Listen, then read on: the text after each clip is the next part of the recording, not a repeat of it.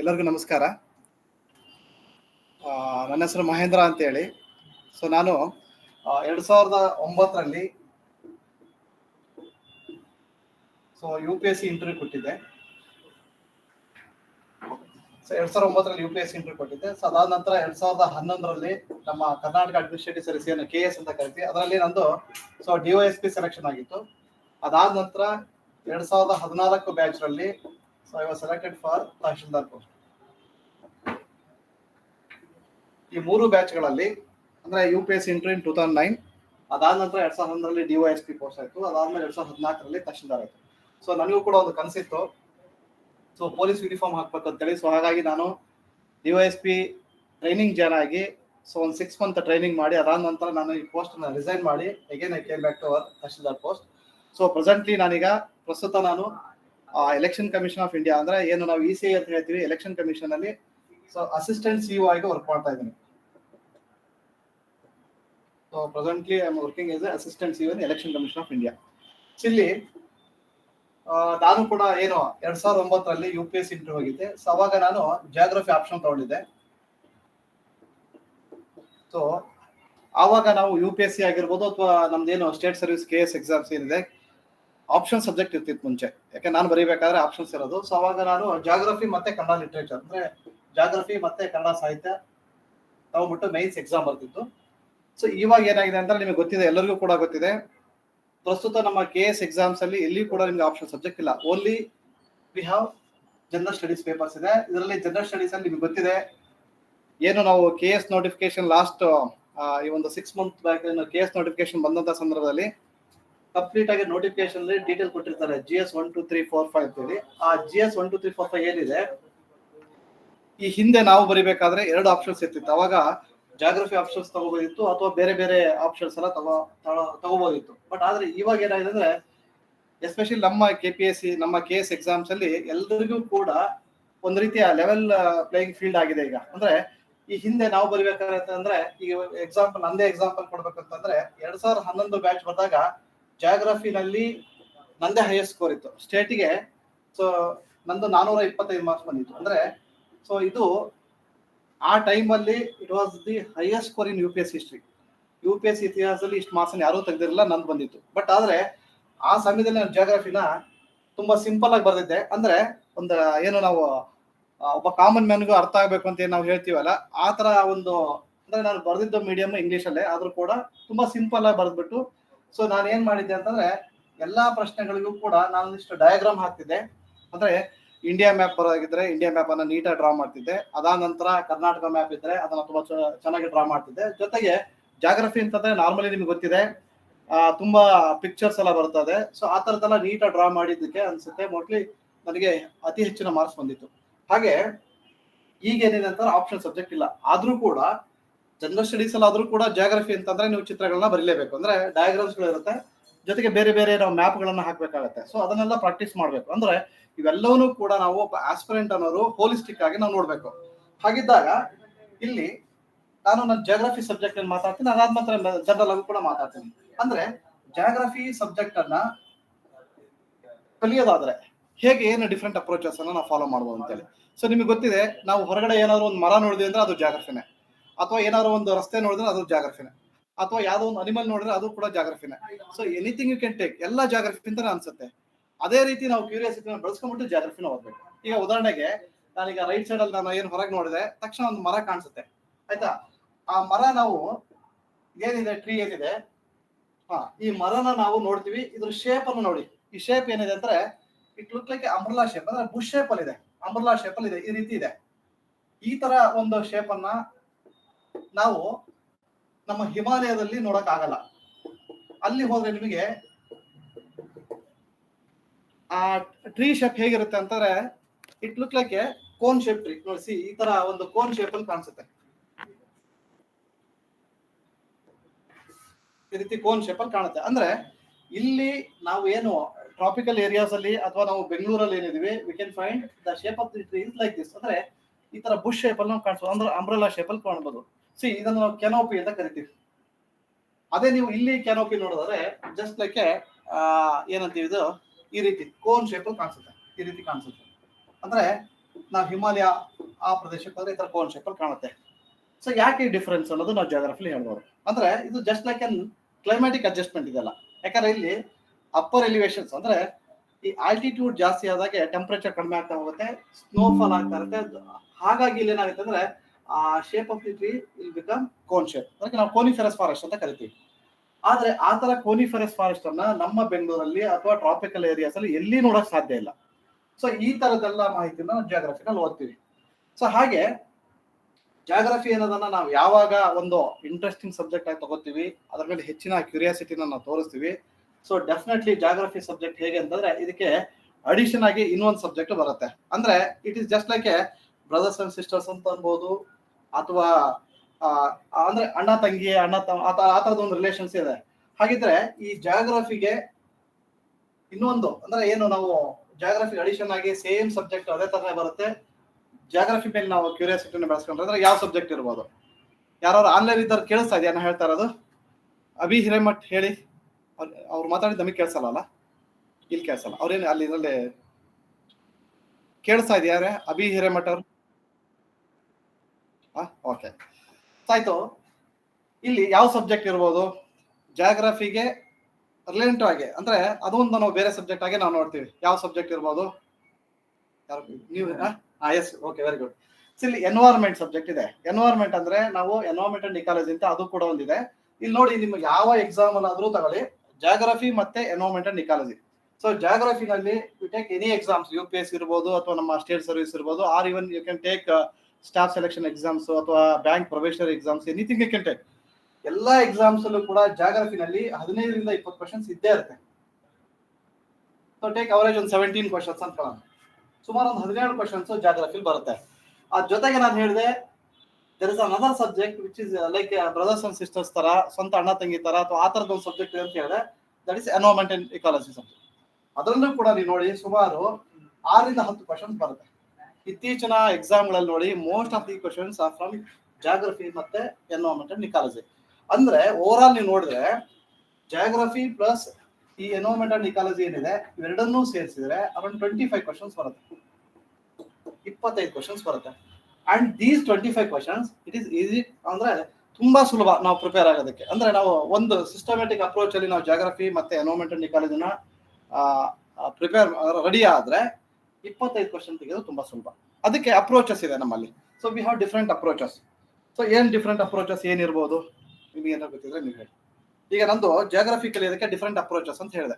So ಏನ್ different approaches ಇದೆ ಅಂದ್ರೆ even without reading books and all you can learn geography. ಆ ತರನು ಕೂಡ ಓದ್ಬೋದು. ಅದಕ್ಕೆ ಏನಿರ್ಬೋದು ಅಪ್ರೋಚಸ್? ನೀವೇನ್ರ ಇದ್ರೆ ಗೊತ್ತಿದ್ರೆ ಹೇಳಿ. ಸುಮ್ಮನೆ ಜಸ್ಟ್ ನೀವು ಇಂಟ್ರಾಕ್ಟ್ ಮಾಡಿ. Can anybody? ಏನ್ ಮೆಸೇಜ್ ಮಾಡ್ಬೇಕಷ್ಟೇ ಇವರಲ್ಲಿ? ಅವ್ರು ಹೇಳಿದ್ದು ನಮ್ಗೆ ಕೇಳಿಸಲ್ಲ. ಓಕೆ, ಹೇಳಿ ಯಾರಾದ್ರೂ. ಲಾವಣ್ಯ ಬಿಜಿ ಅವರು. ಈಗ ನಾವು ನೋಡಿ ಎಕ್ಸಾಂಪಲ್ ಹಿಸ್ಟ್ರಿ ಸಬ್ಜೆಕ್ಟ್ ಇದೆ. ಹಿಸ್ಟ್ರಿ ಸಬ್ಜೆಕ್ಟ್ ಅನ್ನ ಪುಸ್ತಕ ಓದೇ ನಾವು ಕಲಿಬೇಕು. ಹಿಸ್ಟ್ರಿ ಸಬ್ಜೆಕ್ಟ್ ಇತಿಹಾಸ ಓದಬೇಕು ಅಂತಂದ್ರೆ ಕಲಿಬೇಕು ಅಂದ್ರೆ ಪುಸ್ತಕ ಓದಿ ಹಾಗೇನೆ ಕಲಿಬೇಕು. ಬಿಟ್ರೆ ಬೇರೆ ಅದರ್ ಆಪ್ಷನ್ಸ್. ಬಟ್ ಆದ್ರೆ ಜಾಗ್ರಫಿನ ನಾವು even without reading you can learn geography. ಏನಿರ್ಬೋದು? 1 or 2 just you can say me 1 or 2 approaches. Even without reading ಪುಸ್ತಕ you can learn geography. ಏನಿರ್ಬೋದು? ಸುಮ್ಮನೆ ಎಕ್ಸಾಂಪಲ್ ನೀವು ಹೇಳಿ ಯಾವ್ದಾರ.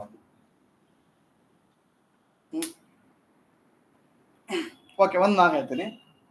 ಈಗ ನಾರ್ಮಲಿ ಈ ನಮ್ಮಲ್ಲಿ ಕರ್ನಾಟಕದಲ್ಲಿ ಒಂದಿಷ್ಟು ನ್ಯಾಷನಲ್ ಪಾರ್ಕ್ ಇದೆ ಅಂತ ಕಾರಣ.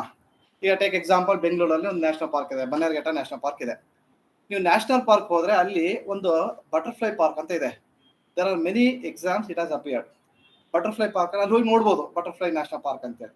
ಸೊ ಅಲ್ಲಿ ಕೂಡ ನ್ಯಾಷನಲ್ ಪಾರ್ಕ್ ಬಗ್ಗೆ ನೀವು ಕಲಿಬಹುದು. ಒಂದು just by visiting national park you can learn geography. ಅಲ್ಲಿ ಕೂಡ ಕಲಿಬಹುದು. ಅಥವಾ ಇನ್ನೂ ಒಂದು ಎಕ್ಸಾಂಪಲ್ ಹೇಳ್ತೀವಿ. ನೀವೆಲ್ಲ ಒಂದ್ ಕಡೆ ಈಗ ಬೆಂಗಳೂರಿನ ದಾಟಿ ಔಟ್ಸ್ಕರ್ಟ್ಸ್ ಹೋಗ್ಬೇಕಾದ್ರೆ ನೆಲಮಂಗಲ ಹತ್ರ ಹೋಗ್ಬೇಕಾದ್ರೆ ವಿ ಕಮ್ ಅಕ್ರಾಸ್ ಇದು ಯಾವುದು ಟೋಲ್ ಬರುತ್ತೆ. ಟೋಲ್ ಬಂದಾಗ ಅಲ್ಲಿ what you are going to learn by seeing this toll. Toll ಮೇಲೆ ಮೇಲ್ಗಡೆ ಎಲ್ಲ ಬರೆದಿರ್ತಾರೆ. ಏನ್ ಬರೆದಿರ್ತಾರೆ? ನಾ ಹೇಳೋದು ಅರ್ಥ ಆಗ್ತಿದೆ, ಗೊತ್ತಾಗ್ತಿದೆ ಅಂದ್ರೆ ಜಾಗ್ರಫಿನ ತುಂಬಾ ಸುಲಭ ಕಲಿಯಬಹುದು ಅನ್ನೋಕೆ ನಾನು ಹೇಳ್ತಾ ಇದ್ದೀನಿ. ಈಗ ನೀವು ಬೆಂಗಳೂರು ಔಟ್ಸ್ಕಟ್ಸ್, ಬೆಂಗಳೂರು ಬಿಟ್ಟು ನೀವು ನೆಲಮಂಗಲ ಕಡೆ ಚಿತ್ರದುರ್ಗ ಹೋಗ್ಬೇಕಾದ್ರೆ ಆನ್ ದ ವೇ ನಮಗೆ ನ್ಯಾಷನಲ್ ಇದ್ರದ್ದು ಏನೋ ಒಂದು ಟೋಲ್ ಬರುತ್ತೆ, ಅಲ್ಲಿ NHA ಅಂತ ಬರ್ದಿರ್ತಾರ. ಟೋಲ್ ಮೇಲೆ ನೋಡಿ, ಅಲ್ಲಿ national highway authority of India ಅಂತ ಬರ್ದಿರ್ತಾರೆ. ಅಂದ್ರೆ that road what you are going, Chitradurga ಹೋಗೋ ರೋಡ್ ಇದೆ ಅದು it is constructed by this, ಅಂದ್ರೆ construction and maintenance is by national highway authority of India ಅಂತ ಬರ್ದಿರ್ತಾರೆ. ಅಲ್ಲಿ ನಿಮ್ಗೆ ಗೊತ್ತಾಗುತ್ತೆ, ಅಲ್ಲಿ ಕಲಿಬಹುದು. ಅಂದ್ರೆ ಈ ಪೂರ್ತಿ construction of that national highway number 7 ಇರ್ಬೋದು, or it may be of national highway number 4 ಇರ್ಬೋದು, ಎಲ್ಲವೂ ಕೂಡ ಅಂಡರ್ ದಿಸ್ ಅಂತ ಗೊತ್ತಾಗತ್ತೆ. ಹಾಗೆ ನೀವು ಸ್ವಲ್ಪ ಹೋದ್ರೆ, ಮುಂದೆ ಹೋದ್ರೆ, ಅಲ್ಲಿ ರಸ್ತೆ ಬದಿನಲ್ಲಿ ಒಂದು ಕಲ್ಲನ್ನ ಬರೆದಿರ್ತಾರೆ. ಅದರಲ್ಲಿ ಈ ರೀತಿ, ಇದು ಯಾವಾಗ್ಲೂ ಕೂಡ ವೈಟ್ ಅಲ್ಲಿ ಇರುತ್ತೆ, ಇದು ಒಂದು ಬೇರೆ ಕಲರ್ ಇರುತ್ತೆ ಅನ್ಕೊಳ್ಳಿ, ಅಥವಾ ಎನಿಥಿಂಗ್. ಅಲ್ಲಿ ನೀವು ಗೊತ್ತಿರುತ್ತೆ, ಇಲ್ಲಿ NH7 ಅಂತ ಬರೆದಿರ್ತಾರೆ. ಇಲ್ಲಿ ಕಲರ್ ಡಿಫ್ರೆಂಟ್ ಕಲರ್ಸ್ ಅನ್ನ ಬರೆದಿರ್ತಾರೆ. ಏನ್ ಕಲರ್ ಅಲ್ಲಿ ಹೇಳ್ಬೋದು ನೀವು. ಸೊ ಅಂದ್ರೆ ಇದು this road belongs to national highway, ಅಥವಾ this road belongs to district roads, ಅಥವಾ this road comes under the state highway, ಅಥವಾ ರೂರಲ್ ರೋಡ್ಸ್ ಅಂತ ಗೊತ್ತಾಗುತ್ತೆ. ಅಂದ್ರೆ ಹೀಗೆ ಪ್ರತಿದಿನನೂ ಕೂಡ ನೀವು ಜಾಗ್ರಫಿನ ಸುಲಭವಾಗಿ ಕಲಿಬಹುದು. ಅಥವಾ ಇನ್ನೊಂದು ಎಕ್ಸಾಂಪಲ್ ಹೇಳ್ತೀನಿ. ಇವತ್ತು ಬೆಂಗಳೂರಲ್ಲಿ ಸಡನ್ ಆಗಿ ಮಧ್ಯಾಹ್ನದಿಂದ ಮಳೆ ಶುರು ಆಯ್ತು. ಈ ಟೈಮಲ್ಲಿ ಮಳೆ ಬರೋ ಹಾಗಿಲ್ಲ. ನಾವು ಜಾಗ್ರಫಿ, ನಾನು ಏನ್ ಕ್ಲೈಮೇಟ್ ಅಲ್ಲಿ ಪಾಠ ಮಾಡ್ತೀನಿ ಅದ್ರ ಪ್ರಕಾರ ಹೇಳಿದಾರೆ, ಸೊ ಸೆಪ್ಟೆಂಬರ್ ಎಂಡ್ ಅಷ್ಟೊತ್ತಿಗೆ ಮಳೆ ಮುಗಿದೋಗ್ಬಿಡುತ್ತೆ ನಮ್ಮ ಪ್ರಕಾರ. ಯಾಕಂದ್ರೆ ಅದು ಸೌತ್ ವೆಸ್ಟ್ ಮಾನ್ಸೂನ್ ಸ್ಟಾರ್ಟ್ ಆಗೋದು, ಮುಗಿಯೋದು ಸೆಪ್ಟೆಂಬರ್ ಎಂಡಿಗೆ. ಅಕ್ಟೋಬರ್ ಮತ್ತೆ ನವೆಂಬರ್ಗಳಲ್ಲಿ ನಾರ್ತ್ ಈಸ್ಟ್ ರೈನ್ಫಾಲ್ ಇದೆ, ಬಟ್ ಆದ್ರೂ ಕೂಡ ಅಷ್ಟು ಎಫೆಕ್ಟಿವ್ ಆಗಿ ನಾರ್ತ್ ಈಸ್ಟ್ ರೈನ್ಫಾಲ್ ಬರಲ್ಲ. ಸೊ ಈಗ ನವೆಂಬರ್ಲಿ ಸಡನ್ ಆಗಿ ಮಧ್ಯಾಹ್ನ ಮೇಲೆ ಮಳೆ ಶುರು ಆಯ್ತು. So what is the reason behind this, ಏನಿರ್ಬೋದು? ಇದು ಕೂಡ ಜಾಗ್ರಫಿ ಅಂತಾನೆ ಹೇಳ್ಬೋದು. ಅಂದ್ರೆ it may be of cyclonic effect ಇರ್ಬೋದು, ಅಥವಾ ಬೇರೆ ಬೇರೆ ರೀಸನ್ಸ್ ಇರ್ಬೋದು. ಇದನ್ನ ನಾವು ಪ್ರಾಕ್ಟಿಕಲ್ ಆಗಿ ಕಲಿಯೋದು, ಆಯ್ತಾ? ಸೊ ಹೀಗೆ ಜಾಗ್ರಫಿನ ಕಲಿಯೋದಕ್ಕೆ ಇದು ಒಂದು ಅಪ್ರೋಚ್. ಅಂದ್ರೆ ನಾವು ಪ್ಲೇಸಸ್ ಅನ್ನ ವಿಸಿಟ್ ಮಾಡೋದು ಮುಖಾಂತರ ಇರ್ಬೋದು, ಅಥವಾ ನಾವು ಎಲ್ಲಾರು ಹೋಗ್ಬೇಕಾದ್ರೂ ಕೂಡ ನಾವು ಕಲಿಬಹುದು. ಅಥವಾ ಈಗ ನಾವು ಹೊರಗಡೆ ಹೋದ್ರೆ ನಾನು ತಕ್ಷಣ ಇವತ್ತಿನ ವೆದರ್ ಸರಿ ಇಲ್ಲ ಅಂತ ಹೇಳ್ತೀನಿ, ಅಥವಾ ಇವತ್ತಿನ ಕ್ಲೈಮೇಟ್ ಸರಿ ಇಲ್ಲ ಅಂತ ಹೇಳ್ತೀನಿ. ಇವಾಗ ನೋಡಿ ಮಳೆ ಬಂದಿದೆ, ಇವಾಗ ನೀವು ಹೊರಗಡೆ ಹೋದ ತಕ್ಷಣ ನಾವು normally generally we use 2 terms. ಒಂದು ಕ್ಲೈಮೇಟ್ ಅಂತ ಬಳಸ್ತೀವಿ, ವಾಯುಗುಣ. ಇನ್ನೊಂದು ವೆದರ್ ಅಂತ ಬಳಸ್ತೀವಿ. What is the difference between these two?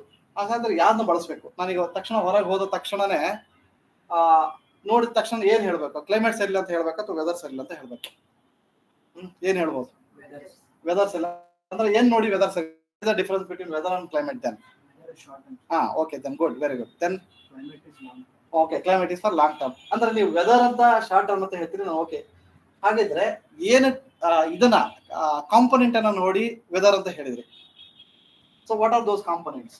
ಈಗ ಉದಾಹರಣೆಗೆ ನಾವು ಕ್ಲೈಮೇಟ್ ಮತ್ತು ವೆದರ್ನ ತಗೊಂಡ್ರೆ, ಸೊ ಜನರಲಿ ನಮಗೆ ಗೊತ್ತಿಲ್ಲದೇ there are many times we use this term.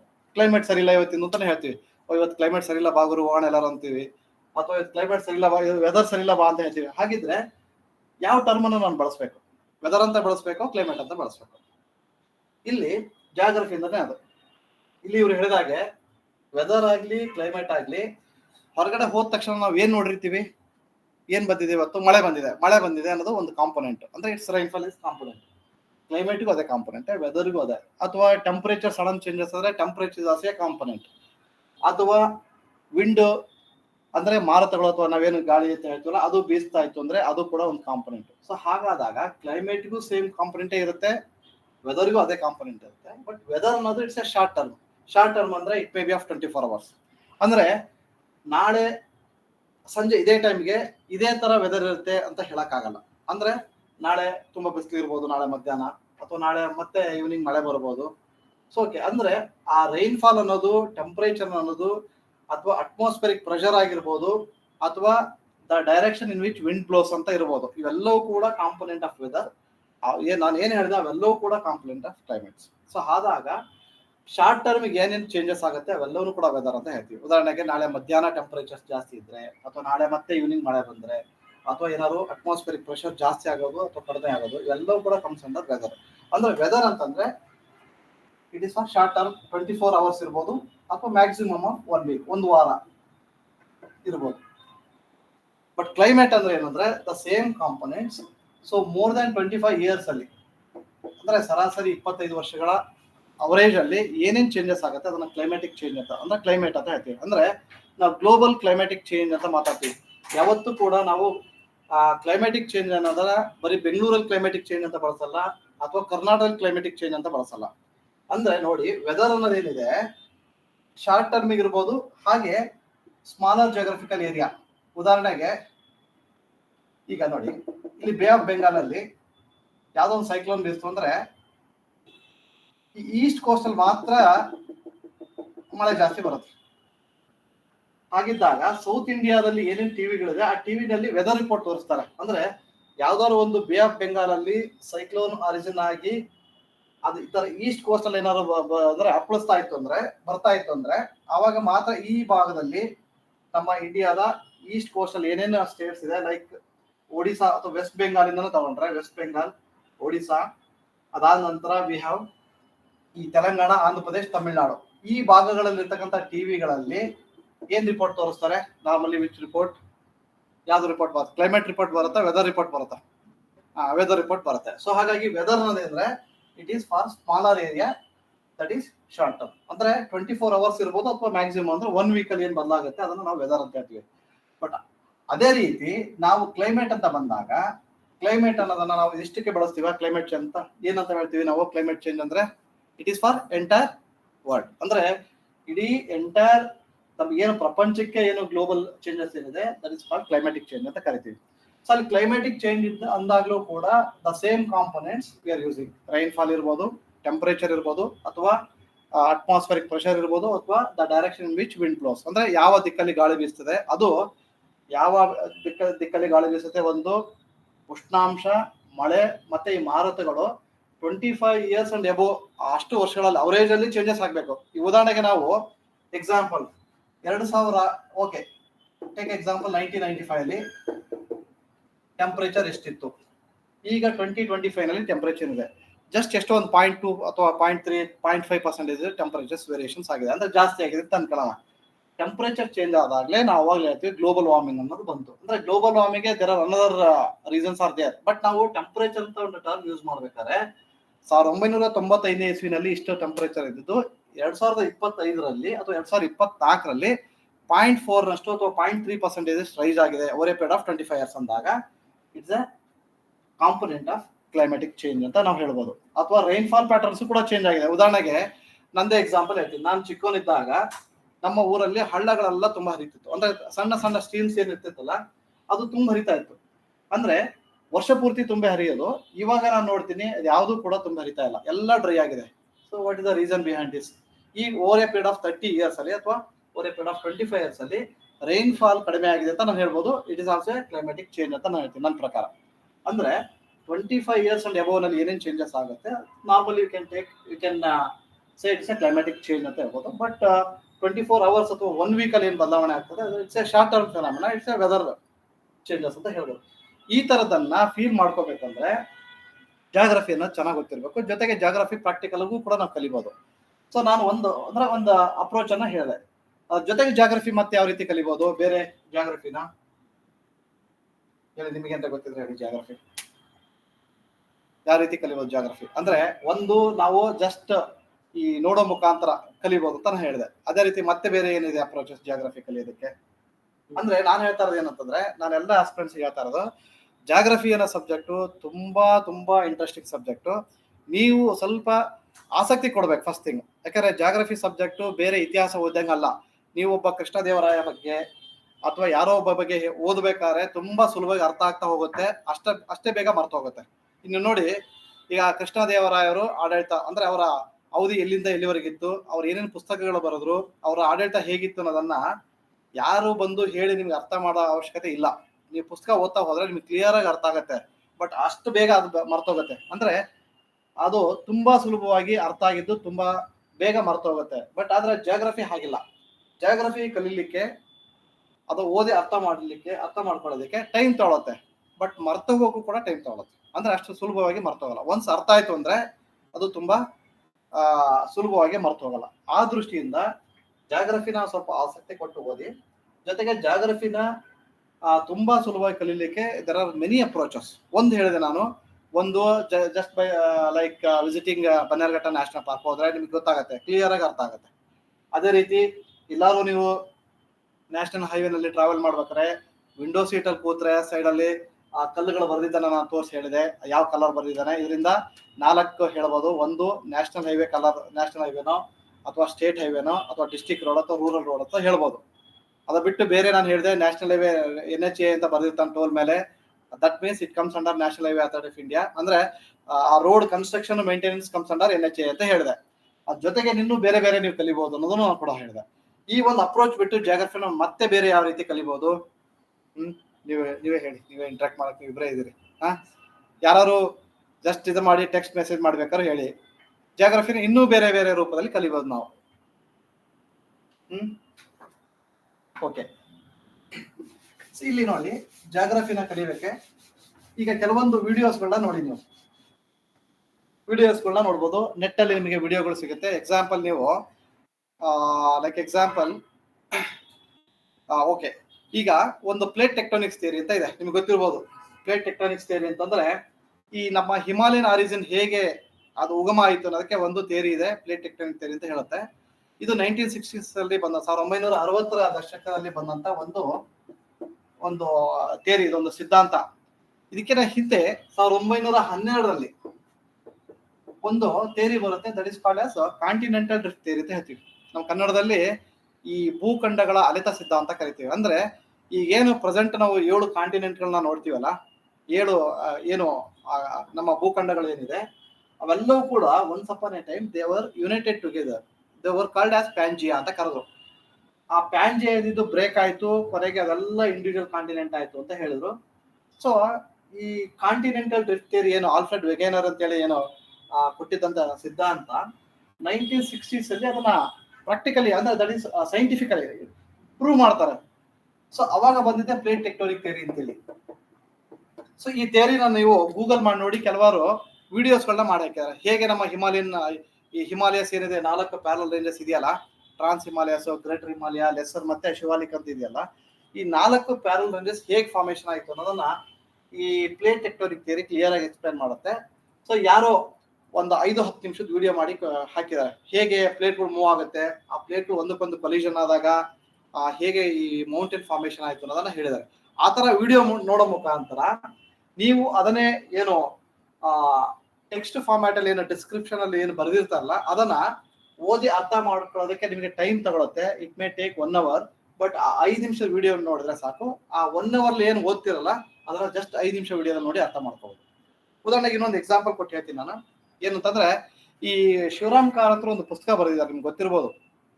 ಈ ಏನಂತಂದ್ರೆ ಆ ಪುಸ್ತಕದ ಹೆಸರು ಈ ಚೋಮನ ದುಡಿ ಅಂತ, ಸಾರಿ ಐ ಫರ್ಗಾಟ್, ಚೋಮನ ದುಡಿ ಅಂತ ನಿಮ್ಗೆ ಗೊತ್ತಿರ್ಬೋದು. ಸೊ ಆ ಚೋಮನ ದುಡಿ ಕಾದಂಬರಿ ಏನಿದೆ, ಆ ಕಾದಂಬರಿನ ಓದ್ಲಿಕ್ಕೆ ಏನಿಲ್ಲ ಅಂತಂದ್ರೆ ನಿಮಗೆ ಸುಮಾರು ಒಂದು 2-3 ಡೇಸ್ ಬೇಕಾಗ್ಬೋದು. So it is around just 35-40 pages ಇದೆ. ಒಂದು ಹಾರ್ಡ್ಲಿ ಅಂದ್ರೆ ಒಂದು 3 ದಿನ ತಗೊಳುತ್ತೆ ಅಂತ ಕಾರಣ. ಆದ್ರೆ ಅದು ಮೂವಿ ಕೂಡ ಇದೆ, ಸಿನಿಮಾ ಕೂಡ ಇದೆ. ಆ ಸಿನಿಮಾ 2.5 ಗಂಟೆನಲ್ಲಿ ಆ ಸಿನಿಮಾ ಇದು ಮಾಡಿದ್ದಾರೆ. ಸೊ ಇಲ್ಲಿ ಆ ಸಿನಿಮಾ ನೋಡೋದಕ್ಕೂ ಆ ಟೆಕ್ಸ್ಟ್ ಬುಕ್ ಓದೋದಕ್ಕೂ ಡಿಫ್ರೆನ್ಸ್ ಇದೆ. ಇದು ಕೂಡ ಜಾಗ್ರಫಿನ ಹಾಗೇನೆ. ಸೊ ಇಲ್ಲಿ ನೋಡಿ, ಸಿನಿಮಾನ 2.5 ಗಂಟೆ ಸಿನಿಮಾನ ನೀವು ಆರಾಮಾಗೆ ಮಧ್ಯ ಬ್ರೇಕ್ಸ್ ಇರುತ್ತೆ, ಕಾಫಿ ಟೀ ಕುಡ್ಕೊಂಡು ಆರಾಮಾಗಿ ಸಿನಿಮಾನ ಒಂದು ಒಳ್ಳೆ ಕರೆಕ್ಟ್ ಇರ್ತಕ್ಕಂಥ ವಾಲ್ಯೂಮ್ ಇಟ್ಕೊಂಡ್ಬಿಟ್ಟು ನೋಡಿದ್ರೆ ಕ್ಲಿಯರ್ ಆಗಿ ಅರ್ಥ ಆಗ್ತಾ ಹೋಗುತ್ತೆ. ಅಲ್ಲಿ ಚೋಮಾನನ ದುಡಿ ಬಾರಿಸ್ಬೇಕಾದ್ರೆ ಅವನಿಗೆ ನೋವಾದಾಗ ತುಂಬಾ ಜೋರಾಗಿ ಬೆಳಿತಾನೆ. ಆಮೇಲೆ ಅವನ ಮಕ್ಕಳಿಗೆ ಯಾರೋ ಅವ್ರ ಮಗಳು ಡೆತ್ ಆದಾಗ್ಲೂ ಕೂಡ ಅದನ್ನ ಬಡಿತಾನೆ. ಅವನು ಇದನ್ನ ಕಷ್ಟ ಸುಖಗಳನ್ನ ಅಲ್ಲಿ ಹೇಳ್ಕೊತಾನೆ. ಅವೆಲ್ಲವೂ ಕೂಡ ನಿಮಗೆ ತುಂಬಾ ತುಂಬಾ ತುಂಬಾ ಚೆನ್ನಾಗಿ ನಿಮಗೆ ಅರ್ಥ ಆಗ್ತಾ ಹೋಗುತ್ತೆ. ಸೊ ಇಲ್ಲಿ ಅದೇ ನೀವು ಆ ಪುಸ್ತಕ ಓದ್ತಾ ಹೋದ್ರೆ ಏನಾಗುತ್ತೆ, ಮಧ್ಯ ಡಿಸ್ಟರ್ಬೆನ್ಸ್ ಇರುತ್ತೆ. ಅಷ್ಟು ಎಫೆಕ್ಟಿವ್ ಆಗಿ ಆ ಓದಿದ್ದು ನಿಮಗೆ ಅರ್ಥ ಆಗಲ್ಲ. ಅಂದ್ರೆ ಅದು ಪುಸ್ತಕನೂ ಕೂಡ ನಿಮಗೆ 3 ದಿನ ಟೈಮ್ ತಗೊಳುತ್ತೆ, ಬಟ್ ಅಷ್ಟು ಎಫೆಕ್ಟಿವ್ ಆಗಿ ನಿಮಗೆ ಅರ್ಥ ಆಗಲ್ಲ. ಅದೇ ನೀವು ಆ ಮೂವಿ ನೋಡೋದ್ರಿಂದ ತುಂಬಾ ಸುಲಭವಾಗಿ ಅರ್ಥ ಆಗುತ್ತೆ, ವಿತಿನ್ 2.5 hours ಅಲ್ಲಿ ಮುಗಿದೋಗುತ್ತೆ. ಹಾಗಿದ್ದಾಗ ಇಲ್ಲಿ ಆ ವಿಡಿಯೋ ನೋಡೋದು ಬೆಸ್ಟ್ ಅಥವಾ ಆ ಪುಸ್ತಕ ಓದೋದು best? So which is better ಅಂತ ಕೇಳಿದಾಗ, so ultimately most of them, ನಾನು ಏನು ಆಸ್ಪಿರೆಂಟ್ಸ್ ಎಲ್ಲರೂ 100 ಜನ ಇದ್ರೆ 100 ಜನ ಕೂಡ ಇದನ್ನೇ ನೀವು ಆಪ್ಟ್ ಮಾಡ್ತೀರಿ. ಇಲ್ಲಿ ಏನಾಯ್ತು ಅಂದ್ರೆ ಈ ಪುಸ್ತಕ ಓದೋದಕ್ಕೆ 3 ದಿನ ಟೈಮ್ ತಗೊಳುತ್ತೆ, ಇದು just it takes only 2.5 hours.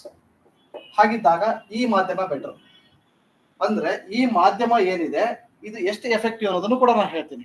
ಎಷ್ಟು ಎಫೆಕ್ಟಿವ್ ಅಂತಂದ್ರೆ, ಈ ಸಿನಿಮಾ ನಾನು ನೋಡಿದ್ದೀನಿ, ಈಗಲೂ ಕೂಡ ನನ್ನ ಮನಸ್ಸಲ್ಲಿ ಏನಿದೆ, ಅವನು ಕೊನೆಗೆ ಒಂದು ದುಡಿ ಬಾರಿಸ್ತಾನೆ, ಲಾಸ್ಟ್ ಸೀನ್ ಅದು ಈಗಲೂ ಕೂಡ ನನ್ನಲ್ಲಿ ಇದೆ. ನನ್ನ ಇದರಲ್ಲಿ ಏನಿದೆ ಅಂದ್ರೆ, ಅವನು ಯಾವಾಗ ಆ ದುಡಿನ ಹೈ ಪಿಚ್ ಅಲ್ಲಿ ಬಾರಿಸ್ತಾನೆ, ಅಂದ್ರೆ ಅವನು ಜಾಸ್ತಿ ಇದರಲ್ಲಿ ಒಂದು ಫೇಶಿಯಲ್ ಎಕ್ಸ್ಪ್ರೆಷನ್ ಕೂಡ ಆಗಿರುತ್ತೆ. ಅವಾಗ ನನಗೆ ಅರ್ಥ ಆಗುತ್ತೆ ಈಗ ತುಂಬಾ ದುಃಖ ಆಗಿದೆ ಹಾಗಾಗಿ ಬಾರಿಸ್ತಾನೆ ಅಂತೇಳಿ. ಆದ್ರೆ ಪುಸ್ತಕದಲ್ಲಿ ಆ ತರದನ್ನು ಓದಿ ಅರ್ಥ ಮಾಡ್ಕೊಳಕ್ ಆಗಲ್ಲ. ಹಾಗಿದ್ದಾಗ ದಿಸ್ ಇಸ್ ಬೆಸ್ಟ್ ಅಪ್ರೋಚ್ ನನ್ನ ಪ್ರಕಾರ.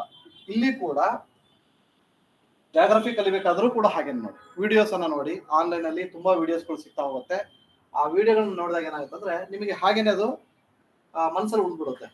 ಸೊ ಹಾಗೆ ಆ ದೃಷ್ಟಿಯಿಂದ ನೆಟ್ ಅಲ್ಲಿ ಜಾಗ್ರಫಿಗೆ ಸಂಬಂಧಪಟ್ಟಾಗೆ ಎಲ್ಲಾ ನಿಮಗೇನು ಇಂಡಿಯನ್ ಜಾಗ್ರಫಿ ಇರ್ಬೋದು ಅಥವಾ ನಮಗೆ ಫಿಸಿಕಲ್ ಜಾಗ್ರಫಿ ಇರ್ಬೋದು, ವರ್ಲ್ಡ್ ಜಾಗ್ರಫಿ ಇರ್ಬೋದು, ಎಲ್ಲವಕ್ಕೂ ಕೂಡ ನಿಮಗೆ ವಿಡಿಯೋ ಸಿಗುತ್ತೆ.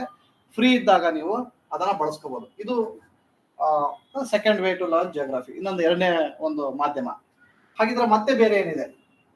ಸೊ ವಿಡಿಯೋಸ್ ಆಯ್ತು, ಸೊ ಅಥವಾ ನೀವು practically visiting like national parks ಮತ್ತೆ ಬೇರೆ ಬೇರೆ ವಿಸಿಟ್ ಮಾಡೋ ಮುಖಾಂತರ ಕಲಿಬಹುದು ಅಂತ ಹೇಳಿದೆ. ಬೇರೆ ಮತ್ತೆ ಯಾವ್ದಿದೆ, ಏನಿದೆ ನಿಮಗೆ ಗೊತ್ತಿರೋ ಹಾಗೆ ಹೇಳಿ. ನಿಮಗೆ very good, atlas work. Atlas ಇದೆ.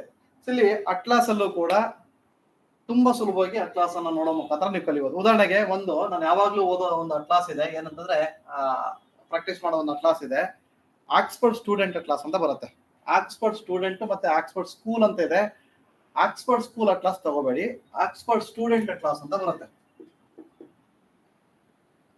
ಇಲ್ಲಿ ಈ ಅಟ್ಲಾಸ್ ಅನ್ನ ತಗೊಂಡ್ರೆ ನಿಮಗೆ ಆ ಅಟ್ಲಾಸ್ ಅಲ್ಲಿ ಎಕ್ಸಾಂಪಲ್ ನಿಮಗೆ ನೋಡ್ಬೋದು. ಒಂದು ಎಕ್ಸಾಂಪಲ್ ನಿಮಗೆ ಕೊಡ್ತೀನಿ. ಇಲ್ಲಿ ನನ್ನ ಪುಸ್ತಕದಲ್ಲೇ ಒಂದು ಮ್ಯಾಪ್ ಇದೆ.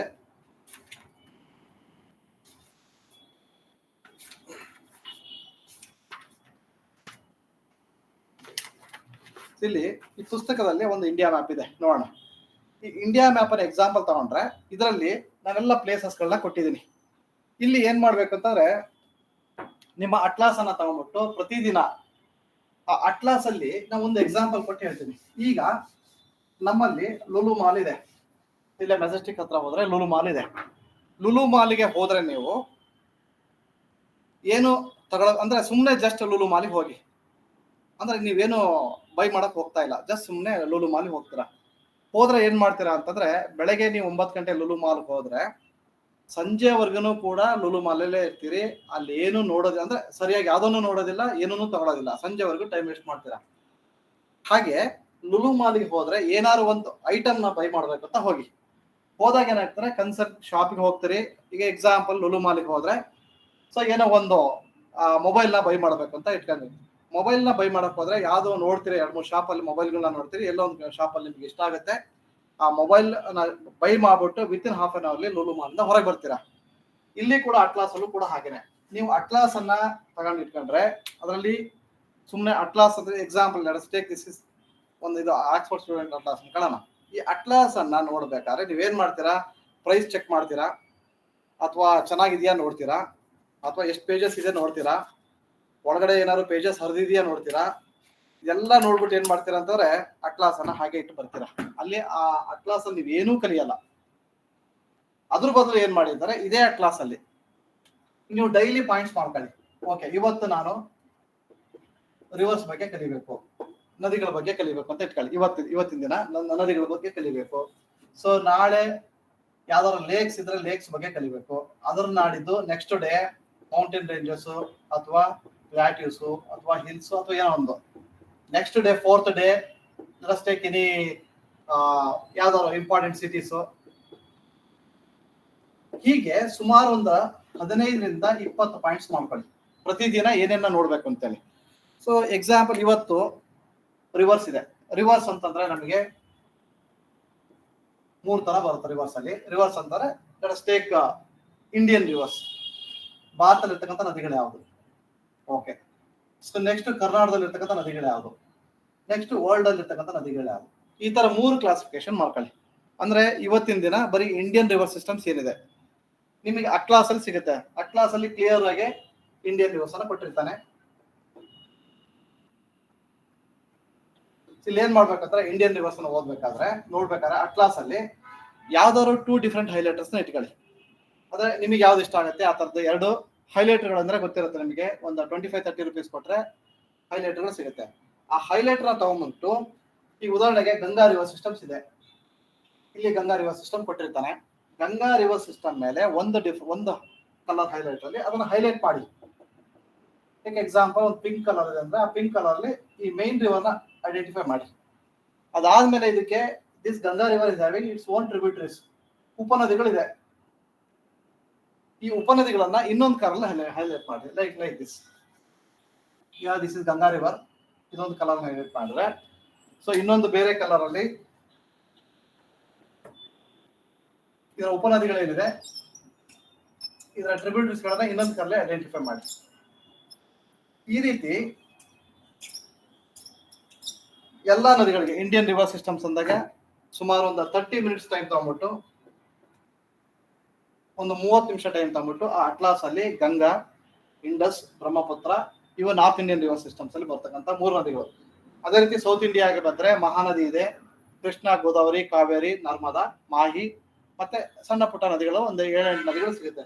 ಇಷ್ಟು ನದಿಗಳನ್ನ 2 ಡಿಫ್ರೆಂಟ್ ಕಲರ್ಸ್ ಅಲ್ಲಿ ಹೈಲೈಟ್ ಮಾಡ್ಲಿಕ್ಕೆ it can take only 30 minutes, 30 ನಿಮಿಷ ಅಷ್ಟೇ ತಗೊಳುತ್ತೆ. ಮೈನ್ ರಿವರ್ ಒಂದು ಕಲರ್ಲಿ ಮತ್ತೆ ಇದರ ಟ್ರಿಬ್ಯೂಟ್ಸ್ ಅನ್ನ ಐಡೆಂಟಿಫೈ ಮಾಡ್ಲಿಕ್ಕೆ ಒಂದು 30 ಮಿನಿಟ್ಸ್ ತಗೋಬಹುದು. ಇವತ್ತು ಹೋಗಿ ರಾತ್ರಿ ಮಲಗೋದಕ್ಕಿಂತ ಮುಂಚೆ, ರಾತ್ರಿ 10:30 ಮಲಗ್ತೀರಾ ಅಂತಂದ್ರೆ 10 ಗಂಟೆಯಿಂದ ಶುರು ಮಾಡಿ ಅಪ್ ಟು 10:30 ವರೆಗೆ ಈ 30 ನಿಮಿಷನ ಬರೀ ಅಟ್ಲಾಸ್ಗೆ ಅಂತ, ಪ್ರತಿನಿತ್ಯ ಅಟ್ಲಾಸ್ಗೆ ಅಂತ ಇಟ್ಕೊಂಡ್ಬಿಡಿ. ಆ 30 ನಿಮಿಷದಲ್ಲಿ ಇಂಡಿಯನ್ ರಿವರ್ಸ್ ಏನೇನು ಬರುತ್ತೆ ಎಲ್ಲವನ್ನೂ ಐಡೆಂಟಿಫೈ ಮಾಡಿ. ಸೊ ನೆಕ್ಸ್ಟ್ ನಾಳೆ ದಿನ ಕರ್ನಾಟಕ ರಿವರ್ಸ್, ಅದ್ರ ನಾಳೆ ದಿನ ವರ್ಲ್ಡ್ ಅಲ್ಲಿ ಬರ್ತಕ್ಕಂಥ ನದಿಗಳು. ಈ ರೀತಿ ನೀವು ಮಾಡೋದ್ರಿಂದ ಏನಂತಂದ್ರೆ, ಫಸ್ಟ್ ಇವತ್ತು ನಾಳೆ ನಾಡಿದ್ದು 3 ದಿನ ಮಾಡಿದ್ಮೇಲೆ ನೆಕ್ಸ್ಟ್ 4th ಡೇ ಹೋದಾಗ ಇದೇ ರಿವರ್ ಸಿಸ್ಟಮ್ಸ್ ಅನ್ನ 30 ನಿಮಿಷ ನೋಡಕ್ ಹೋಗ್ಬೇಡಿ. ಜಸ್ಟ್ 5 ನಿಮಿಷದಲ್ಲಿ ನೀವೇನೇನು ಇಲ್ಲೆಲ್ಲ ಹೈಲೈಟ್ ಮಾಡಿರ್ತಿರಲ್ಲ, ಆ ಹೈಲೈಟ್ ಮಾಡೋದು ನೋಡ್ಕೊಂಡು ಹೋದ್ರೆ ಸಾಕು. ಮತ್ತೆ ಈಗ ನೀವು ಮೆಮೊರೈಸ್ ಮಾಡ್ದಂಗೆ ಆಗುತ್ತೆ. ಸೊ ಹೀಗೆ ನೀವು ಮಾಡ್ತಾ ಹೋದ್ರೆ, ಸೊ 1 ಮಂತ್ ಅಲ್ಲಿ ಇವೆಲ್ಲವನ್ನೂ ಕೂಡ, ಎಕ್ಸಾಂಪಲ್ ಏನು ರಿವರ್ಸ್ ಹೇಳಿದ್ರೆ lakes, mountain ranges, plateaus, hills, ಅಥವಾ ಇಂಪಾರ್ಟೆಂಟ್ ಸಿಟೀಸ್ ಇರ್ಬೋದು, ಅಥವಾ ಬೇರೆ ಬೇರೆ ಬೇರೆ ಎಲ್ಲವನ್ನೂ ಕೂಡ ನೀವು, ನಾನು ಪಾಯಿಂಟ್ಸ್ ಕೊಡ್ತೀನಿ ನಿಮಗೆ, ಒಂದು 15-20 ಪಾಯಿಂಟ್ಸ್ ಬರೆಸ್ತೀನಿ ನಾನು. ಅಷ್ಟನ್ನು ಕೂಡ ನೀವು ಹೋದ್ರೆ, ಪ್ರತಿನಿತ್ಯ ನೋಡ್ತಾ ಹೋದ್ರೆ, ಜಸ್ಟ್ ಬೈ ಇನ್ವೆಸ್ಟಿಂಗ್ 30 ಮಿನಿಟ್ಸ್ ಅಷ್ಟೇ, ಬರೀ 30 ನಿಮಿಷ ಪ್ರತಿನಿತ್ಯ. ಅದು ಯಾವಾಗ ಅಂತಂದ್ರೆ ನಾಟ್ ಇನ್ ಫ್ರೆಶ್ ಮೂಡ್, ರಾತ್ರಿ ಮಲಗೋ ಟೈಮಲ್ಲಿ ನಿದ್ದೆ ಬರ್ತಾ ಇರುತ್ತೆ, ಆ ಟೈಮಲ್ಲಿ ಕೂತ್ಕೊಂಡ್ಬಿಟ್ಟು ಹೈಲೈಟ್ ಮಾಡ್ತಾ ಕೂತ್ರೆ ಅಲ್ಲಿ ನಿಮಗೆ ಟೈಮ್ ವೇಸ್ಟ್ ಅಂತ ಅನ್ಸೋದಿಲ್ಲ. ಬಟ್ ಈ 30 ನಿಮಿಷ ಎಫೆಕ್ಟಿವ್ ಆಗಿ ಯೂಸ್ ಮಾಡ್ಕೊಂಡು ಹಾಗ ಅನ್ಸುತ್ತೆ. ಸೊ ಅಂತ ಸಮಯನ ನೀವು ಈ ತರ ಬಳಸ್ಕೊತಾ ಹೋದ್ರೆ, ನೀವು ನೋಡಿ ನಿಮ್ಮ ಕಾನ್ಫಿಡೆನ್ಸ್ ಲೆವೆಲ್ ಚೇಂಜ್ ಆಗುತ್ತೆ ಜಸ್ಟ್ ಬೈ 1 ಮಂತ್ ಅಲ್ಲಿ. ಸೊ ನಿಮಗೆ ಜಾಗ್ರಫಿ ಏನ್ ಅನ್ಸುತ್ತೆ ಅಂದ್ರೆ, ನನಗೆ ಚೆನ್ನಾಗಿ ಗೊತ್ತಿದೆ ಜಾಗ್ರಫಿ ಅನ್ಸುತ್ತೆ. ಯಾಕಂದ್ರೆ ಈ ರೀತಿ ಕೂಡ ಅಟ್ಲಾಸ್ ಮುಖಾಂತರ ಕೂಡ ಸುಲಭವಾಗಿ ಜಾಗ್ರಫಿ ಕಲಿಬಹುದು. ನೀವು ನೋಡಿ ನಿಮ್ಮ ಎಕ್ಸಾಮ್ಸ್ ಅಲ್ಲಿ ಬರೀ ಅಟ್ಲಾಸ್ ವರ್ಕ್ ಮಾಡಿ ಒಂದು 4-5 ಪ್ರಶ್ನೆ ಉತ್ತರ ನೀವು ಇದು ಮಾಡ್ಬೋದು. ನಿಮ್ಮ ಯಾವುದೇ ಎಕ್ಸಾಂಪಲ್, ನೀವು ಯಾವ ಕ್ವಶನ್ ಪೇಪರ್ ತೆಗೆದು ತೋರಿಸಿ, ನಾನು ಹೇಳ್ತೀನಿ ಇದು ಈ ಕ್ವಶನ್ಸ್ ಡೈರೆಕ್ಟ್ಲಿ ಫ್ರಮ್ ಅಟ್ಲಾಸ್ ಅಂತ ನಾನು ಹೇಳ್ತೀನಿ. ಅಂದ್ರೆ ಈ ಅಟ್ಲಾಸ್ ಇಂದ ತೆಗೆದಿದ್ದಾರೆ ಅಂತ ಬೇಕಾಗಿ ಹೇಳ್ತೀನಿ. ಅಂದ್ರೆ ನೀವು ಯಾವ ಪುಸ್ತಕ ಓದೋ ಅವಶ್ಯಕತೆನೂ ಇಲ್ಲ, ಬರೀ ಅಟ್ಲಾಸ್ ಓದೋ ಮುಖಾಂತರ ಕೂಡ 4-5 ಪ್ರಶ್ನೆ ಉತ್ತರ ಹೇಳ್ಬೋದು. ಸೊ ಹಾಗಾಗಿ ಈ ಅಟ್ಲಾಸ್ ಓದೋದು, ಅಟ್ಲಾಸ್ ಅನ್ನ ಪ್ರಾಕ್ಟೀಸ್ ಮಾಡೋದ್ರ ಮುಖಾಂತರ ಕೂಡ ನೀವು ಜಾಗ್ರಫಿ ಕಲಿಬಹುದು ಅಂತ ನಾನು ಹೇಳಿದೆ. ಇದು ಒಂದು ಅಪ್ರೋಚಸ್. ಮತ್ತೆ ಬೇರೆ ಯಾವ್ದಾರ ಅಪ್ರೋಚಸ್ ಇದೆಯಾ ಅಂದ್ರೆ, ಒಂದು ಪ್ರಾಕ್ಟಿಕಲ್ ವಿಸಿಟಿಂಗ್, ಲೈಕ್ ಎಕ್ಸಾಂಪಲ್ ನಾನು ಹೇಳಿದೆ ಬನ್ನೇರುಘಟ್ಟ ನ್ಯಾಷನಲ್ ಪಾರ್ಕ್ ಇರ್ಬೋದು, ಅಥವಾ ನೀವೆಲ್ಲರೂ ಹೋಗ್ತಾ ಇದ್ರೆ ಹೋಗಬೇಕಾದ್ರೂ ಕೂಡ ರಸ್ತೆ ಅಕ್ಕಪಕ್ಕ ನೋಡ್ಬೋದು, ಅಥವಾ you can also feel climate also. ಈಗ ಉದಾಹರಣೆಗೆ ಹೇಳ್ತೀನಿ, ಈಗ ನೀವು ಬೆಂಗಳೂರಿಂದ ಹುಬ್ಳಿಗೆ ಹೋಗ್ತಾ ಇದ್ರೆ ಅಂತ ಇಟ್ಕೊಳ್ಳಿ. ಬೆಂಗಳೂರಿಂದ ಹುಬ್ಳಿಗೆ ಹೋಗ್ಬೇಕಾದ್ರೆ ಬೆಂಗಳೂರು ಕ್ಲೈಮೇಟ್ ಇಸ್ ಡಿಫ್ರೆಂಟ್. ಅದೇ ಆನ್ ದ ವೇ ನೀವು ಹೋಗ್ತಾ ಹೋದ್ರೆ ತುಮಕೂರು ಹೋಗ್ತೀರಿ, ದಾವಣಗೆರೆ ಹೋಗ್ತೀರಿ, ಹಾವೇರಿ ಹೋಗ್ತೀರಿ, ಹಾಗೆ ಹೋಗ್ತಾ ಹೋಗ್ತಾ ಹುಬ್ಳಿ ಹೋಗ್ತಿರಲ್ಲ, ಅಲ್ಲಿ ಕೂಡ you can feel the climate difference in weather. So ಅದನ್ನು ಕೂಡ ನೀವು ಫೀಲ್ ಮಾಡ್ಬೋದು, ಅಲ್ಲಿ ಕೂಡ you can learn geography. So ಹೀಗೆ 3 ಅಪ್ರೋಚಸ್ ನಾವು ನೋಡ್ಬೋದು ಅಂತ ಹೇಳಿದೆ. ವಿಡಿಯೋಸ್ ನೋಡ್ಬೋದು, ಅಟ್ಲಾಸು, ಮತ್ತೆ ಪ್ರಾಕ್ಟಿಕಲಿ ವಿಸಿಟಿಂಗ್ ಪ್ಲೇಸಸ್. ಸೊ ಇವು 3 ಡಿಫ್ರೆಂಟ್ ಅಪ್ರೋಚಸ್ ಇದೆ. ಮತ್ತೆ ಬೇರೆ ಏನಾದ್ರು ಅಪ್ರೋಚಸ್ ಇದೆಯಾ ಯೋಚನೆ ಮಾಡಿ, ಯಾವ ರೀತಿ ಮತ್ತೆ ಜಾಗ್ರಫಿ ಕಲಿಬಹುದು.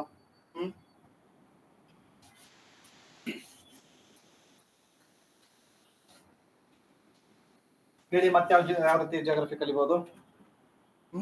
ಜಾಗ್ರಫಿ ಅನ್ನೋದು ನನ್ನ ಪ್ರಕಾರ ನೀವು ಆಲ್ರೆಡಿ ಸ್ಕೂಲ್ ಡೇಸ್ ಅಲ್ಲಿ ನೀವು ಓದಿದ್ದೀರಿ. ಸ್ಕೂಲ್ ಡೇಸ್ ಅಂತಂದ್ರೆ ನಾರ್ಮಲಿ ನೀವು ನಿಮ್ಮ 6th ಕ್ಲಾಸಿಂದ 10th ಕ್ಲಾಸ್ ವರೆಗೆ ನೀವು ಏನು ಓದಿರ್ತೀರಿ ಅದೆಲ್ಲದೂ ಕೂಡ ಬರುತ್ತೆ ಅಷ್ಟೇ ನಿಮಗೆ. ಅಂದ್ರೆ ಈ 6ನೇ ಕ್ಲಾಸಿಂದ 10ನೇ ಕ್ಲಾಸ್ ವರೆಗೆ ಓದಿರ್ತಕ್ಕಂಥದ್ದು ಏನಿದೆ ಅವೆಲ್ಲವೂ ಕೂಡ ಮತ್ತೆ ಒಂದ್ ಸೆಕೆಂಡ್ ನಮ್ಗೆ ಇಲ್ಲಿ ಬರುತ್ತೆ, ಸೇಮ್ ಬರುತ್ತೆ, ಮತ್ತೆ there is no changes.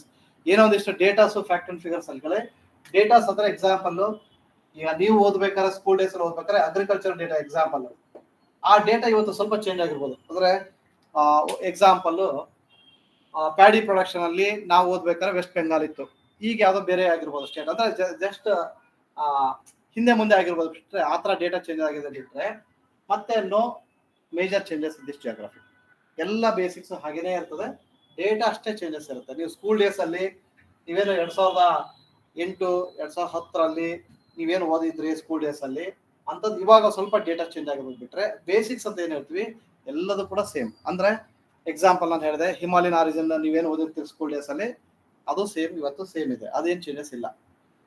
So ಹಾಗಿದ್ದಾಗ ನೀವು ಸ್ಕೂಲ್ ಡೇಸ್ ಅಲ್ಲಿ ಏನು 6th ಇಂದ 10th ಕ್ಲಾಸ್ ವರೆಗೆ ಏನು ಓದಿದಿರಲ್ಲ ಆ ಪುಸ್ತಕಗಳನ್ನ ಮತ್ತೊಮ್ಮೆ ಓದಿ ಅರ್ಥ ಮಾಡ್ಕೊಂಡ್ರೆ ಸಾಕು. ಜಾಗ್ರಫಿ ಅಷ್ಟು ಓದಿದ್ರೆ ಸಾಕು, ಈ ಮೋಸ್ಟ್ ಆಫ್ ದಿ ಎಕ್ಸಾಮ್ಸ್ ಎಲ್ಲವನ್ನೂ ಕ್ಲಿಯರ್ ಮಾಡ್ಬೋದು.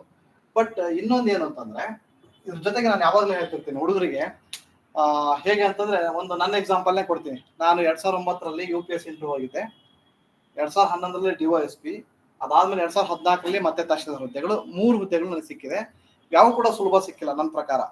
ಸೊ ನಾನು ಈ UPSCಗೆ ಪ್ರಿಪರೇಷನ್ ಸ್ಟಾರ್ಟ್ ಮಾಡಿದ್ದು 2002.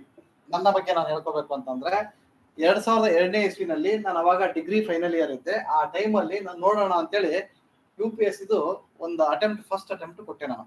ಸೊ ಕೊಟ್ಟಾಗ ಅವಾಗ ಏನು ಗೊತ್ತಿರಲಿಲ್ಲ ನನಗೆ, ಜಸ್ಟ್ ಹೋದೆ OMR ಶೀಟ್ ಅಲ್ಲಿ ನನಗೆ ಗೊತ್ತಿದ್ದು 4-5 ಕ್ವಶನ್ ಅಷ್ಟೇ ಉತ್ತರ ಗೊತ್ತಿತ್ತು. ಯಾಕಂದ್ರೆ ಅವಾಗಿನ ಡಿಗ್ರಿ ಮುಗಿಸಿದ್ದೆ, ಫಿಸಿಕ್ಸ್ ಕೆಮಿಸ್ಟ್ರಿ ಒಂದಿಷ್ಟು ಬಯಾಲಜಿ ಮೇಲೆ ಒಂದಿಷ್ಟು ಕ್ವಶನ್ಸ್ ಬಂದಿತ್ತು, ಹಾಕಿದ್ದೆ ಅಷ್ಟೇ. ಬಿಟ್ರೆ ಅದಾದ್ಮೇಲೆ ನಾನು ಮತ್ತೆ with full efforts by taking coaching ಮತ್ತೆ ಸ್ಟಾರ್ಟ್ ಮಾಡಿದೆ. ಸ್ಟಾರ್ಟ್ ಮಾಡಿದ್ಮೇಲೆ 2002 ಇದಾದ್ಮೇಲೆ 2009 UPSC ಇಂಟರ್ವ್ಯೂ IAS ಇಂಟರ್ವ್ಯೂ ಕೊಟ್ಟೆ. Just by 7-8 marks I missed service.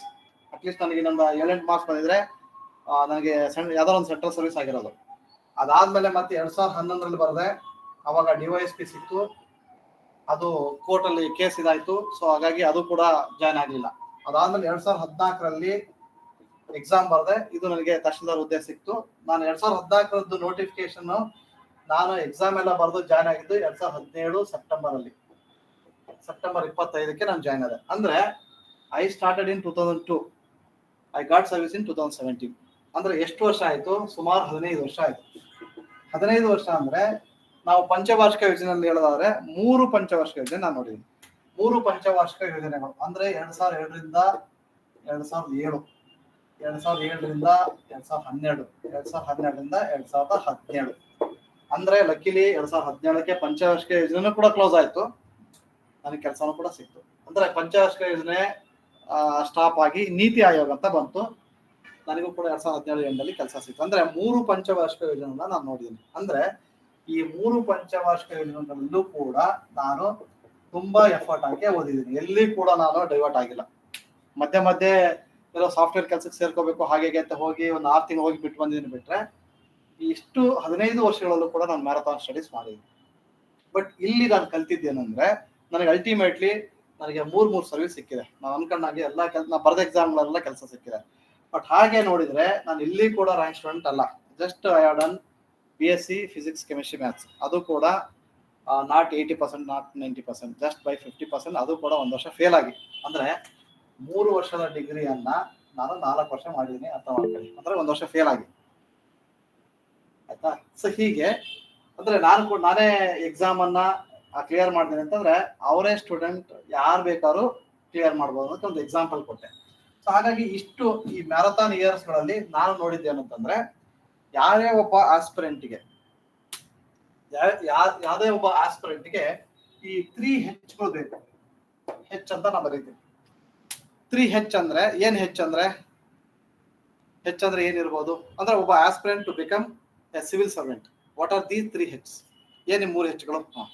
ಏನಿದ್ 3 Hಗಳು? ಏನು 3H ಅಂದ್ರೆ? Okay, first is hard work. ಎರಡನೇದು another 2H, ಇನ್ನೊಂದು H. ಓಕೆ, ಈ ತರ ಬೇಡ. Okay, another H. ಓಕೆ, ಇವ್ರು ಹೇಳಿದ್ರು ಒಂದು ಹಾರ್ಡ್ ವರ್ಕ್ ಅಂತೇಳಿ. ಒಂದು ಹಾರ್ಡ್ ವರ್ಕ್ ಅದೆಲ್ಲರಿಗೂ ಬೇಕಾಗುತ್ತೆ. ನೆಕ್ಸ್ಟ್ ಇದಿಷ್ಟು ನೀವು ಡಿಕ್ಷನರಿ ನೋಡಿದ್ರೆ you can get more than 150 Hಗೆ ನಿಮಗೆ ಸಿಕ್ಕದೆ. ಅಂದ್ರೆ ಡಿಕ್ಷನರಿ ಯಾವ್ದಾರು ತೆಗೆದು ನೋಡಿದ್ರೆ H ಅನ್ನೋದಕ್ಕೆ ಸುಮಾರು ಒಂದು 150 ಬರುತ್ತೆ. ಲೈಕ್ ಹಾಬೀಸ್ ಬರುತ್ತೆ, ಹೆಲ್ತ್ ಬರುತ್ತೆ, ಒಂದು 150 ಬರುತ್ತೆ. ಅವೆಲ್ಲವೂ ಕೂಡ ನಿಮಗೆ ಅಪ್ಲೈ ಮಾಡ್ಕೋಬಹುದು. ಅರ್ಥ ಆಯ್ತಾ? ನೀವು ಸುಮ್ಮನೆ ಡಿಕ್ಷನರಿ ತೆಗೆದು ನೋಡಿ. ಆಮೇಲೆ ಹಾರ್ಡ್ ವರ್ಕ್ ನೀವು ಹೇಳಿದ ಹಾರ್ಡ್ ವರ್ಕು ಬರುತ್ತೆ, ನಾನು ಹೇಳಿದ ಹಾಬಿನೂ ಬರುತ್ತೆ, ಅಥವಾ ಹೆಲ್ತ್ ಬರುತ್ತೆ, ಹೋಪ್ಸ್ ಅಂತ ಬರುತ್ತೆ, ಹ್ಯಾಪಿನೆಸ್ ಬರುತ್ತೆ, you can go with around 150. ಅಲ್ಲಿ ಎಲ್ಲವೂ ಕೂಡ ನಿಮ್ಗೆ ಅಪ್ಲೈ ಆಗುತ್ತೆ. ಆದರೆ out of those 150 which 3H are best suitable for an aspirant? ಯಾವುದು ನೀವು ಹೇಳಿದ ಒಂದು 100%, that will be the first priority. ಅದು ಫಸ್ಟ್ ಬಂದ್ಬಿಡುತ್ತೆ. ನೀವು ಇನ್ಯಾವ್ದು ಎರಡು ಹೆಚ್ಚಿರ್ಬೋದು, ಹೆಲ್ತ್ ನಾನು ಹೇಳಿದ್ರೆ ಅದಿಲ್ಲ. ಓಕೆ, ಅಂದರೆ it's also a part of ಒಬ್ಬ civil aspirant to become servant. That is also one part. Health should be good. ಆಯ್ತಾ? ಮತ್ತೆ ಏನಿರ್ಬೋದು? ಮತ್ತೇನು ಏನು ಹೆಚ್ಚಿರ್ಬೋದು? ಏನು ಹೇಳಿ ಎನಿಬಡಿ?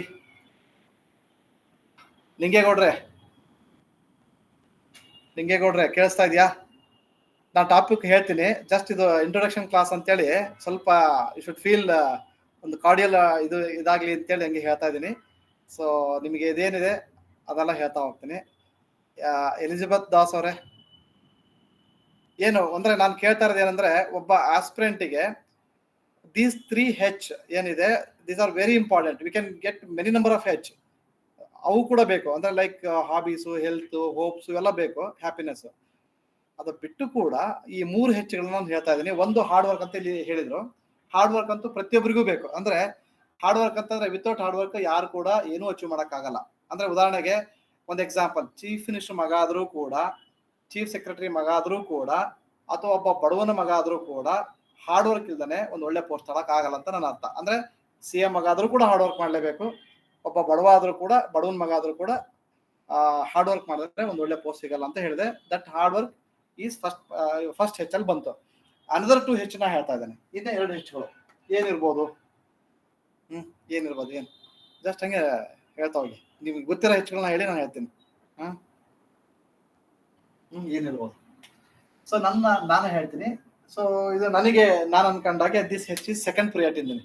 ಒಂದು ಹಾನೆಸ್ಟ್ ಇರ್ಬೇಕು. ಅಂದ್ರೆ ನಮ್ಮಲ್ಲಿ ಓದೋ ವಿಷಯದಲ್ಲಿ ಎಲ್ಲಿವರೆಗೆ ಪ್ರಾಮಾಣಿಕ ಇರುತ್ತೆ ಅದು ಪ್ರಾಮಾಣಿಕತೆ ಅಂತ ಹೇಳ್ತೀವಿ ನಾವು, ಹಾನೆಸ್ಟ್ ಅನ್ನೋದನ್ನ. ಈ ಹಾನೆಸ್ಟಿ ಇತ್ತು ಅಂದ್ರೆ ಡೆಫಿನೆಟ್ಲಿ ನೀವೇನ್ ಒಂದು ಗೋಲ್ ಇಟ್ಕೊಂಡಿರಿ ಆ ಗೋಲ್ ರೀಚ್ ಆಗ್ಲಿಕ್ಕೆ ಈ ಹಾನೆಸ್ಟಿ ಅನ್ನೋದು ಅಲ್ಲಿ ತಗೊಂಡು ಹೋಗುತ್ತೆ. ಸೊ ನನ್ನ ಪ್ರಕಾರ ಹಾನೆಸ್ಟಿ ಸೆಕೆಂಡ್ ಇದು. ನೆಕ್ಸ್ಟ್ 3ನೇ H ಏನಿರ್ಬೋದು? So what is this third H ಏನು ಇಂಡಿಕೇಟ್ ಮಾಡುತ್ತೆ? ಏನಿರ್ಬೋದು? ಸೊ ಇದು ನನ್ನ ಪ್ರಕಾರ ದಿಸ್ H ಈಸ್ ಹಂಬಲ್ ಅಂತ. ಅಂದ್ರೆ ಹಂಬಲ್ ಅಂದ್ರೆ ಹೇಗೆ ಅಂತಂದ್ರೆ, so even after becoming all this hard work, health, happiness ಎಲ್ಲ ಇಟ್ಕೊಂಡ್ಬಿಟ್ಟು ನಿಮಗೆ ಒಂದು ಒಳ್ಳೆ ಸರ್ವಿಸ್ ಸಿಗುತ್ತೆ. ನೀವು ಬೈ ಗಾಡ್ ಗ್ರೇಸ್ ಅಥವಾ ಲಕ್ಕಿಲಿ ಅಥವಾ ಏನೋ ಒಂದು ಈ IAS ಅಥವಾ IPS ಅಥವಾ KS ಒಂದು ಒಳ್ಳೆ ಪೋಸ್ಟ್ ಸಿಕ್ಬಿಡುತ್ತೆ. ಆ ಟೈಮಲ್ಲೂ ಕೂಡ you should be a humble. ಅಂದ್ರೆ ತುಂಬಾ ಹಂಬಲ್ ಆಗಿರ್ಬೇಕು. ಹಂಬಲ್ಗೆ ಅಂದ್ರೆ ಕನ್ನಡದಲ್ಲಿ ಏನಂತೀವಿ? ಹಂಬಲ್ ಅಂತಂದ್ರೆ, ಈ ಉದಾಹರಣೆಗೆ ನಾನಿದ್ದೀನಿ ಅಥವಾ ನನಗೆ ನಾಳೆ ದಿನ ಒಂದು ಒಳ್ಳೆ ಪೋಸ್ಟ್ ಸಿಕ್ಕು ಅಥವಾ ಇನ್ನೇನೋ ಆದೆ ಅಂತ ಇಟ್ಕೊಳ್ಳಿ. ಆವಾಗ್ಲೂ ಕೂಡ ನಾನು ಇವತ್ತು ಒಂದು ಸ್ಟೂಡೆಂಟ್ ಲೈಫಲ್ಲಿ ಹೇಗಿದ್ದೆ ಅದೇ ರೀತಿ ಅವಾಗ್ಲೂ ಕೂಡ ಹಾಗೆ ಇರ್ಬೇಕು. ಅಂದ್ರೆ ದಟ್ ಮೀನ್ಸ್ ಬಡವರಿಗೆ, ನಿಮ್ಮ ಆಫೀಸ್ಗೆ ಯಾರೊಬ್ರು ಬಡವರು ಬರ್ತಾರೆ, ಅವರನ್ನ ತುಂಬಾ ದೂರದಲ್ಲಿ ನಿಲ್ಲಿಸಿ ಅವ್ರಿಗೆ ಮಾತಾಡ್ಸೋದು. ಯಾರೊಬ್ಬ ಶ್ರೀಮಂತ ಅಥವಾ ಯಾರೊಬ್ಬ ಪೊಲಿಟಿಷಿಯನ್ ಬರ್ತಾನೆ ಅಂದ್ರೆ ಅವ್ನು ಚೇರಾಗಿ ಕೂರಿಸಿ ಮಾತಾಡ್ಸೋದು. ಆ ಥರದ್ದು ಏನೋ ಡಿಸ್ಕ್ರಿಮಿನೇಷನ್ಸ್ ಇರಬಾರ್ದು.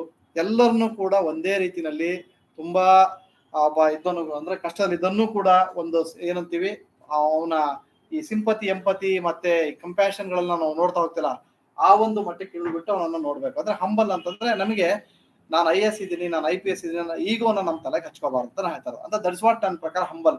ನೀವು ಈಗ ಹೇಗಿದ್ದೀರಿ, ನೀವು ನಾಳೆ ದಿನ ನಿಮ್ಗೆ ಒಂದು ಒಳ್ಳೆ ಪೋಸ್ಟ್ ಸಿಕ್ಕಿದಾಗ ಕೂಡ ನೀವು ಇದೇ ಒಂದು ಮನಸ್ಥಿತಿನ ಇಟ್ಕೊಂಡು ಜನರಿಗೆ ಒಂದು ಒಳ್ಳೆ ಸರ್ವಿಸ್ ಕೊಡ್ತೀನಿ ಅನ್ನೋ ಒಂದು ಮೋಟಿವ್ ಇತ್ತು ಅಂತಂದ್ರೆ ದಟ್ ಇಸ್ ವಾಟ್ ಹಂಬಲ್ ಅಂತ. ಸೊ ಹೀಗೆ ಈ 3 Hಗಳಿಂದ ಮಾತ್ರ ಒಬ್ಬ aspirant can become civil servant ಅಂತ ನನ್ನ ಪ್ರಕಾರ. ಸೊ ಹಾಗಾಗಿ ಈ 3 Hಗಳನ್ನ ಇಟ್ಕೊಳ್ಳಿ. ಅದೇ ರೀತಿ ಸೊ ಹೀಗೆ ಈ 3 Hಗಳು ನೋಡಿ. ಸೊ ಇಲ್ಲಿ ಜಾಗ್ರಫಿ ಅಂತ ಬಂದಾಗ ಹೇಳ್ತೀನಿ, ಇದು ನೆಕ್ಸ್ಟ್ ಯಾವ್ದಾದ್ರು ಮೋಟಿವೇಶನ್ ಕ್ಲಾಸಸ್ ಅಂತ ನಾನು ಹೇಳ್ತೀನಿ. ಬಟ್ ಇಲ್ಲಿ ಜಾಗ್ರಫಿ ಏನಿದೆ, ಈ ಜಾಗ್ರಫಿ ತುಂಬಾ ಸಿಂಪಲ್ ಇದೆ, ತುಂಬಾ ಸುಲಭ ಇದೆ. ಇಲ್ಲಿ ಇರೋದು ಇಷ್ಟನೇ. ಜಾಗ್ರಫಿನಲ್ಲಿ ಜಸ್ಟ್ ನಿಮಗೆ ಓವರಾಲ್ ಪಿಕ್ಚರ್ ಹೇಳ್ತೀನಿ. ಒಂದು ಇದರಲ್ಲಿ ಫಿಸಿಕಲ್ ಜಾಗ್ರಫಿ ಬರುತ್ತೆ. ಸೊ ಫಿಸಿಕಲ್ ಜಾಗ್ರಫಿ ಅಂತಂದ್ರೆ ನಾವು ಈ ಲಿಥೋಸ್ಪಿಯರು, ಅಟ್ಮಾಸ್ಫಿಯರು, ಹೈಡ್ರೋಸ್ಪಿಯರ್ ಅಂತೆಲ್ಲ ಏನೋ ಬರುತ್ತೆ ನೋಡಿ, ಅದೆಲ್ಲದೂ ಕೂಡ ನಿಮಗೆ ಫಿಸಿಕಲ್ ಜಾಗ್ರಫಿ ಬರುತ್ತೆ. ಸೊ ನೆಕ್ಸ್ಟ್ ಇಂಡಿಯನ್ ಜಾಗ್ರಫಿ ಇದೆ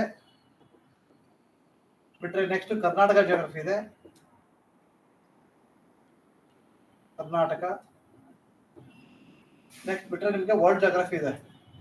ಸೊ 4 ಏರಿಯಾಸ್ ಇದೆ ಜಿಯೋಗ್ರಫಿನಲ್ಲಿ. ಒಂದು ಫಿಸಿಕಲ್ ಜಿಯೋಗ್ರಫಿ, ಪ್ರಾಕೃತಿಕ ಭೂಗೋಳ ಅಂತ ಹೇಳ್ತೀವಿ. ಇಂಡಿಯನ್ ಜಿಯೋಗ್ರಫಿ ಭಾರತ ಭೂಗೋಳ, ಕರ್ನಾಟಕ ಜಿಯೋಗ್ರಫಿ ಕರ್ನಾಟಕ ಭೂಗೋಳ, ವರ್ಲ್ಡ್ ಜಿಯೋಗ್ರಫಿ ಪ್ರಪಂಚ ಭೂಗೋಳ ಅಂತಿದೆ.